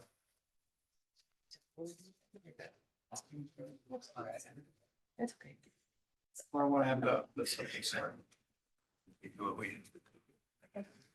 Sorry, Matt. Sorry. All right. 20 years, I'm used to it. We're not gonna get to your application? It's 9:30, so We got time. 27.5, so let's Hear that? let's go as far as we can, but this is a subdivision. I would hope. You're not sharing it now? Why don't you start? Mr. Mullin? Thank you. Good evening, ladies and gentlemen of the commission. My name is Jonathan Mullen, Assistant Planning Director for the town of Fairfield. For you, as we've discussed, this was already went to public hearing. It's a 4-lot subdivision from 845 Mill Hill Terrace. The proposal proposes a 4-lot subdivision of approximately 3-acre lot located at 845 Mill Hill Terrace in the Southport section of Fairfield. The proposal includes a 280 plus or minus foot long by 30-foot wide public road with a cul-de-sac off the west side of the Hamlet Hill Lane cul-de-sac, sidewalks and street trees. Existing conditions on the site include the lot is an approximately 3-acre lot located adjacent to the west of the Hamlet Hill Lane in Southport. The majority of the property is located in a Residence 3 zone district. In the southwest corner of the lot is located in the Design Residence District. The lot slopes downward from east to west and drops steeply off at the west side to wetlands and a pond area on the adjacent property. The lot is currently vacant and is covered with mature trees. There are no regulated wetlands on the site. However, the western and southern sides of the site are within the 100-foot upland review area of the wetlands located on the adjacent property to the west. Utilities for the site will be, for the proposed subdivision will be from the proposed public street, and it'll have public water and sewer. Stormwater management. Each lot will have its own on-site subsurface stormwater detention system. Stormwater runoff from the proposed street will be handled by subsurface stormwater management system located in the public right-of-way on the western side of the cul-de-sac. Any overflow from the system will flow through the pipe located in a drainage easement in favor of the town of Fairfield between lots 2 and 3 to a level spreader located at the west end of lots 2 and 3. It will flow overland from there into the wetlands to the west on this of the properties. The town will own and maintain the subsurface stormwater system below the street, the overflow pipe, and the level spreader. The town right of way and 4-lot configuration. The original plans for the subdivision shown during the public hearing had the land between the eastern property, and Emmeline, if you could. Yep, right here. Thank you. Had the land between the eastern property line and the paved road included as part of the town right of way. After discussion with the engineering department, the consensus was that this area would be difficult for the town to maintain and could pose a liability. The engineering staff recommended, and the applicant has agreed as a condition of approval to incorporate that land outside of a 50-foot right of way for the proposed street into lot 4. So lot 4 will now include all the lot at the south end of the site below the cul-de-sac and to the east going all the way up to Hamlet Hill Lane. Sidewalks and street trees. The original plans on the subdivision shown during the public hearing showed sidewalks on both sides of the proposed street, beginning near the intersection with Hamlet Hill Lane and terminating at the cul-de-sac. After discussion with the engineering staff, it was determined that the sidewalk on the east side of the proposed street served no purpose, as it did not service any of the lots in the subdivision and it also did not connect to Hamlet Hill Lane. The engineering staff has recommended, and the applicant has agreed as a condition of approval, to remove the sidewalk on on the east side of the proposed street. The original plans also showed the sidewalk terminating at the cul-de-sac. After discussion with the engineering department again, the consensus was that this was impractical for the sidewalk not to serve the lots in the subdivision.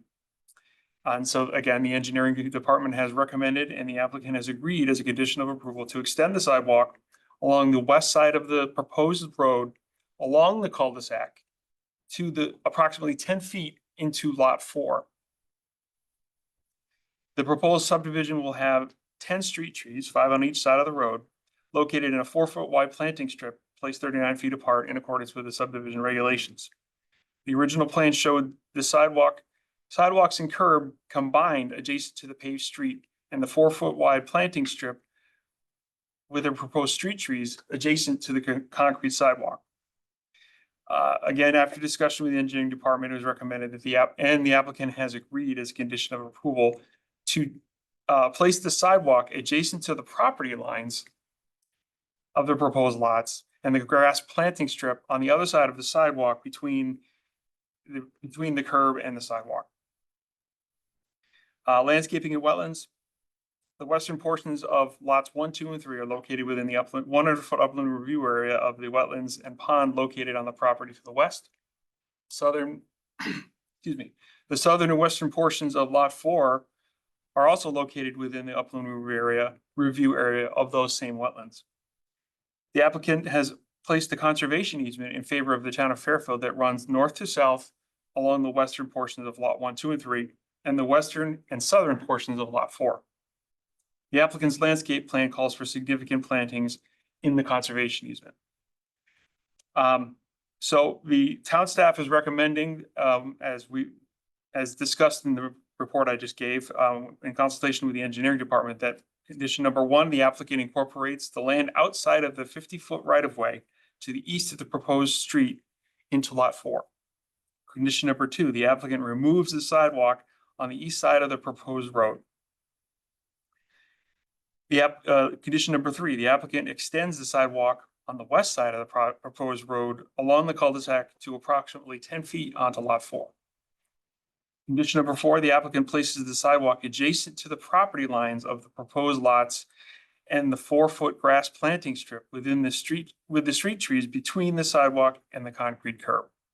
And condition number 5, the applicant consults with the tree warden on an appropriate street tree species as none was listed in the proposed plans. Thank you. I have a motion, please. Commissioner Braun, Question. let's get a motion on first. Okay. Commissioner Braun, Motion to approve with the conditions recited. I have a question though, but. is there a second? Commissioner Harrison, Commissioner Braun, So 2 questions. I think you might have answered this last time, Mr. Mullins. The amount of the conservation easement, the acreage, is that equal to around 10% of the total 3 acres or so? I think last time you said it was.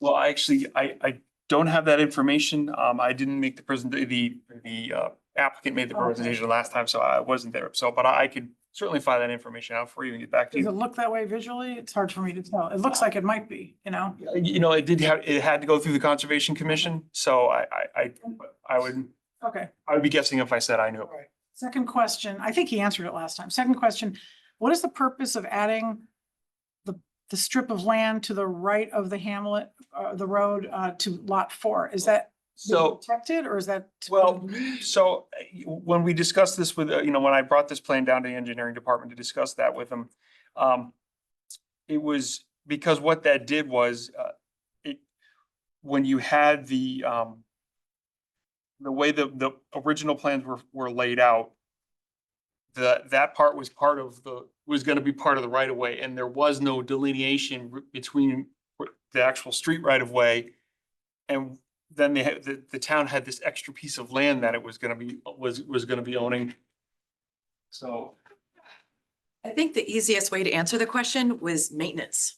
that's what I was getting. Town did not want to maintain that strip and they wanted to make sure that a property owner was going to be responsible for it. Yes, that's what it boiled down to, is it was gonna be very difficult for the town to maintain. And that's the same reason why we decided that the sidewalk was no longer, didn't connect to anywhere. And it was just it wouldn't get plowed, it wouldn't get maintained. It's an odd shaped property. But it's not anywhere near the wetland, that strip. So, okay, thanks. You're welcome. Commissioner Harrison, I have nothing further. Thank you. Commissioner Randolph. Yeah, question. I'm just looking at the 926 drawings. They sufficiently detailed to depict what you've described because they're hard to read. And then the radius, the end of the sidewalk, you're saying that the sidewalk pulls away. Basically, there's a planting strip, but it doesn't appear to be in the cul-de-sac It is section. not. We just kept, it was kept along the straightaway of the road, but it does not continue along. The sidewalk does though. The sidewalk continues, but it's contiguous to the cul-de-sac, correct? It is. Yeah. Is there any reason you didn't pull it back there? Say that again? Any reason you didn't continue with the buffer? It was, that was when we discussed it with the engineering department, there was no discussion of of pulling the grass strip there. It was really just a discussion of doing it on the straightaway. Yeah. They had the street trees. Any chance we could put it back there as well? I don't see why we couldn't ask. I don't know. Talking on the west side of the street? At the cul-de-sac, I'm looking at the drawing right now. Let's see, I'm at, You're talking at the very end of the bulb end. You want a grass Yes. strip at the bulb end of the just to cul-de-sac. have the grass strip continue through the cul-de-sac. I think at that point, you'd end up with a sidewalk on private property, which they would prefer not to do. Because the bulb end ends up bigger, so you need that bulb end for more radius. I see. So I think that's why up to the end of the bulb, you have a grassy strip for a snow shelf. And then when you get to the end of the bulb, you need all of that radius for maneuverability. Thank you for clarifying that. Anything further? Pretty straightforward. Any comments? Can we put this to a vote? All those in favor, please say aye or raise your hand. Passes unanimously. Okay, John, you got your next thing? Can we go quick? Let's see how far we get. Okay. That's fine. Are we all caught up with our? Meeting every week, is that your question? I think we have one more. the question? One or two more. A week off on Yeah, the there's, the question? 4221 Black Oh, Rock. okay. Right, so we just have And then the 4221 Black Rock. modification. Yeah. And the Byromont. And then we have the Biro mods. Other than that, I'm hoping to give you a Sorry, week you off guys in were- October Sorry. and then go back to our usual holiday schedule of one meeting in November, one meeting in December, and then hopefully back to 2 meetings a month in the new year. Yay. Thanks for that explanation. Seven. It will be, it is not, That's fine, yeah. Good evening. Good evening. My first time at this table, ever. For the record, can you introduce yourself? For the record. so, yes, I will. So, good evening, ladies and gentlemen of the commission. My name is Jonathan Mullen, Assistant Planning Director, Town of Fairfield. Matthew Decker, zoning enforcement officer, town of Fairfield. Good evening, Chris Rogers, Assistant Zoning Enforcement Officer. Okay, so before you, on the screen, this is a presentation we put together to go over some proposed, recommended regulation amendments based off of experience and of the day-to-day, zoning enforcement and, administration, that the staff, deals with, on a day-to-day basis. So we're attempting to, as I said, handle day-to-day issues that the staff encounters and also attempt to codify long-standing internal policies. So let's start with, so the first one we're recommending is setbacks from a tidal wetlands. And what we've recommended is man, I need my glasses. I just pulled up the electronic one because this is like what, 9 I fonts? know. It was, I had to get it all on the PowerPoint slide, so I had to, and mine's on portrait, so it's even. So we have, This one, it's all easy. oh, thank you, appreciate that. So we proposed the rear adjacent, for, single family districts, we proposed, a 25-foot rear yard setback from, or rear line is adjacent to the tidal marshland, and a 10-foot setback from the side if the side is adjacent to a tidal marshland. And in the multifamily districts, the B and C zones, we proposed again a 25 rear and a 10-foot side. So I want to just go through these and then we can ask questions afterwards. No, I think that's fair. Let's go through them. Okay. If you guys have questions, make notes on your thing and let's just go through the presentation. I'll try to give the best explanation of why we did each one of these as I go through them. I just got my notes. No, I'm not gonna read this. Oh, okay. It's tiny. So the next one is for mechanical and HVAC equipment in flood zones. We added section 3.5. We added section 3.5.2 coverage in both exceptions. We added letter E, platforms, decks, and stairs exclusively for mechanical equipment shall be exempt from setbacks and lot coverage. However, mechanical equipment shall meet all setback and projection requirements. And the goal of this amendment is to ensure that there is a safe and effective way to maintain mechanical and HVAC equipment in flood zones. So pools and lot coverage in the beach zone district. The goal of this was to set the expectation that we really don't want pools in the beach district. And swimming pools are basically, we said in section 4.2 D4, we added a new section saying swimming pools are not permitted in the beach districts.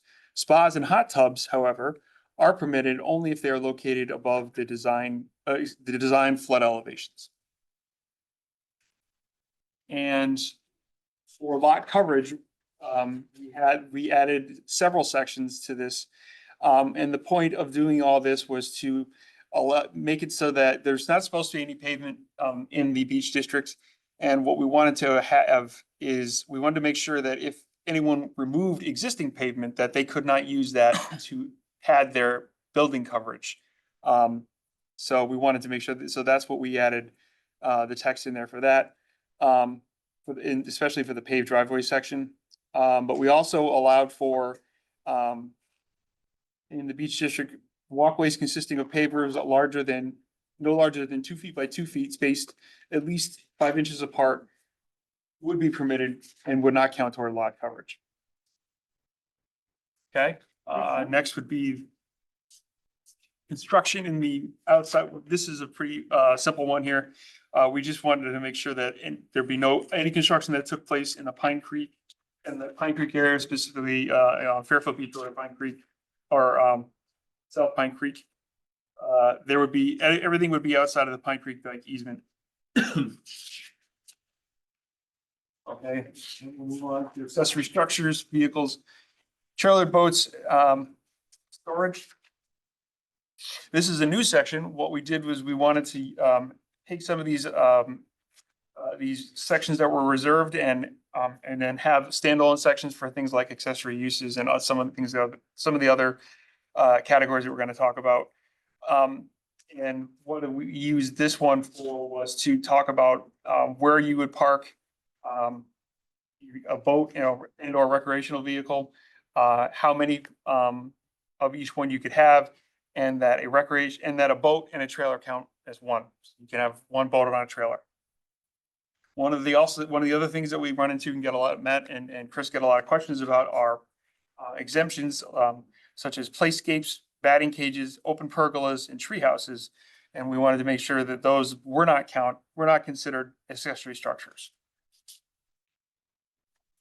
The next one we have here is distance requirements for cafe liquor permits. At some point, we removed the distance requirements for restaurants. At that point, we did not remove that for cafe liquor permits. And resulting, what that's resulted in is a lot of cafes had to get variances to space close to each other, and cafes you generally, when you want to, as opposed to having a bunch of liquor stores closer to each other, having restaurants and bars kind of close to each other, creating a synergy. That's a key thing. So that what we did there is we just removed the 1,500 foot requirement, and then so that is no longer applicable for a cafe permit. That's for cafes, so. just for cafes. Liquor store stay the same. I was just using that as a. Okay. Architectural and site design standards. I don't expect anybody to read any of these. There's about 4 pages worth of this, which are actually in the, up on the town website. But what we did here is we took all the site design standards from the CDD, and we moved them out into their own zone, into their own section. And the point of this was we want to be able to have a uniform set of architectural standards for commercial sites. This will require future amendments as we work through these the zoning regulations moving forward, but we wanted to at least move them out into their own section. Okay, next. Fences and walls. Everybody's favorite. Everyone's Everybody's favorite. This was a hot topic. We talked a lot about this one. This is something that the ZEOs deal with a lot. And you know, one of the things, so we wanted to, we created, this is a new section, section 19. And we talk about required standards. Any individual fence or stone wall on roof or terrace shall not exceed 6 feet in height.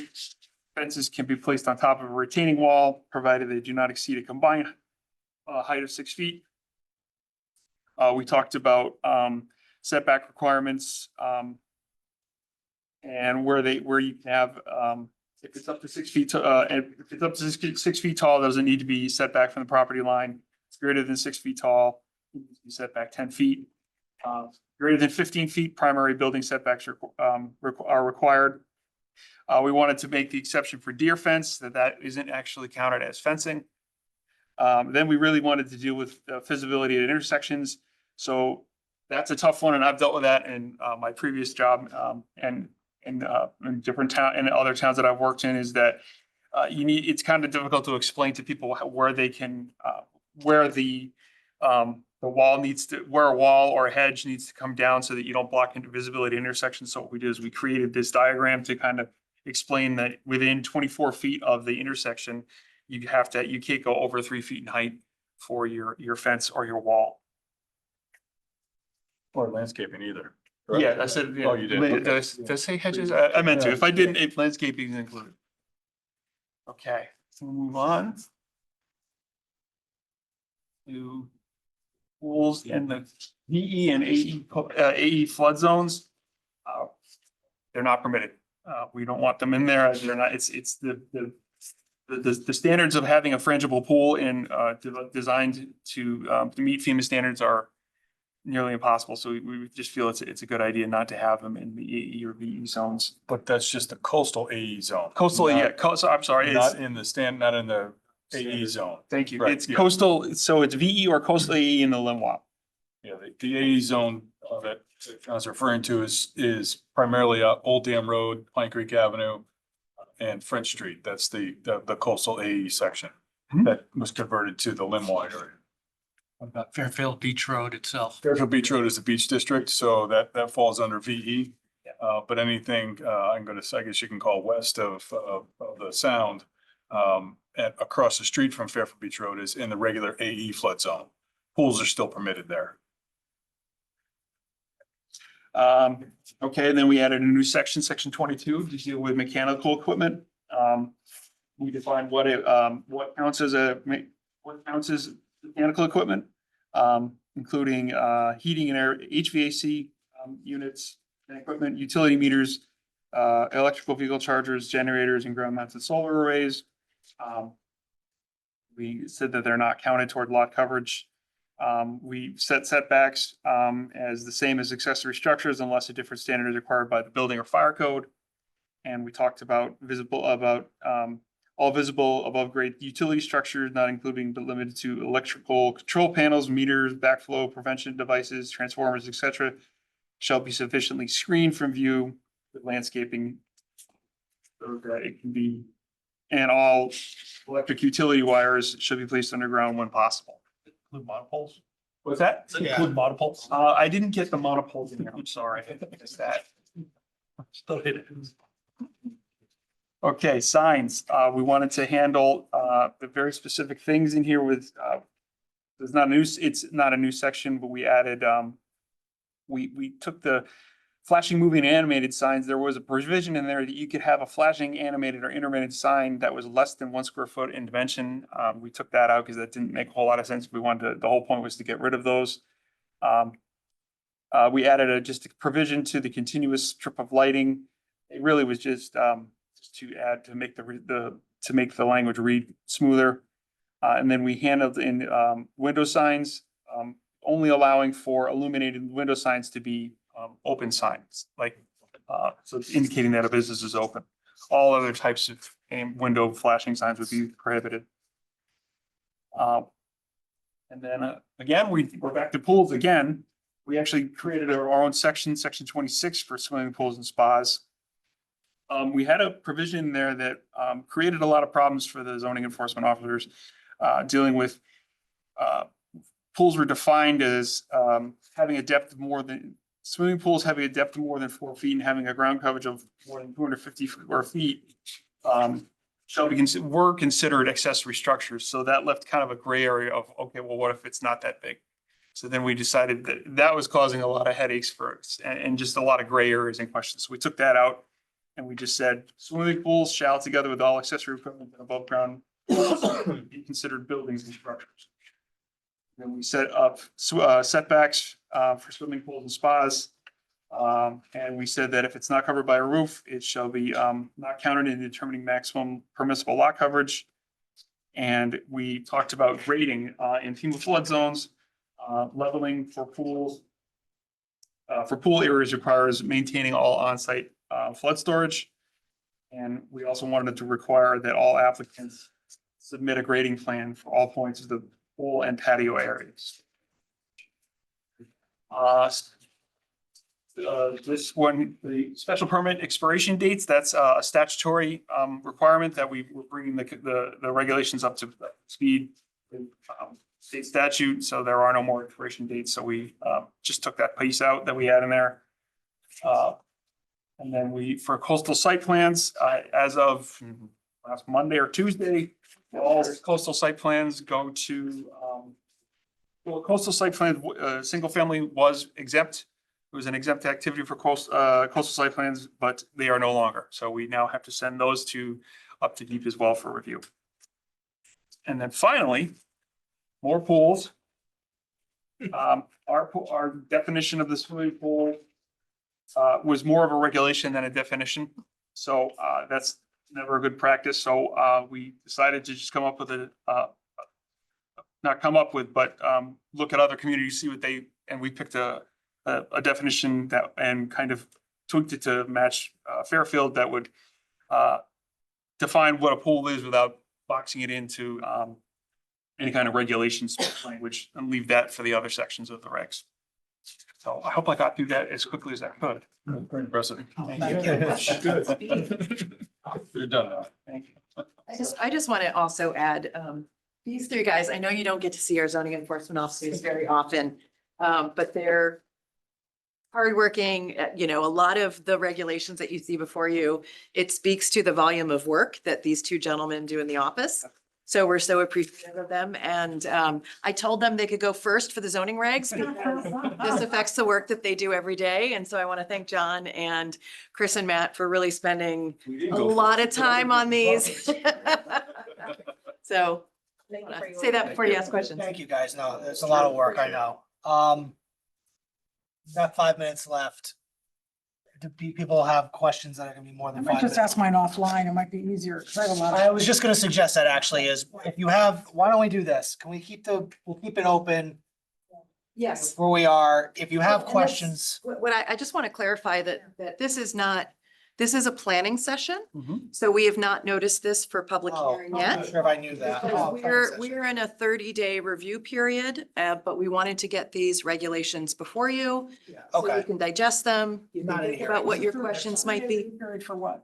So by statute, we're required to refer these up to DEP because it includes things that relate to local management areas. So zoning regulations have to go to them for 30 days, also to WestCog, MetroCog. So we're in that 30-day window. When does that end? I think we sent it at the end of September, right? Yeah, we're about a week ahead of, so if we had a public hearing, we had about a week. Alright, so that's helpful. I had Yep. public hearing in my mind. So why don't we leave it where we are? Especially because we're in a planning session and these are very kind of detailed themselves. Let's talk to them with questions.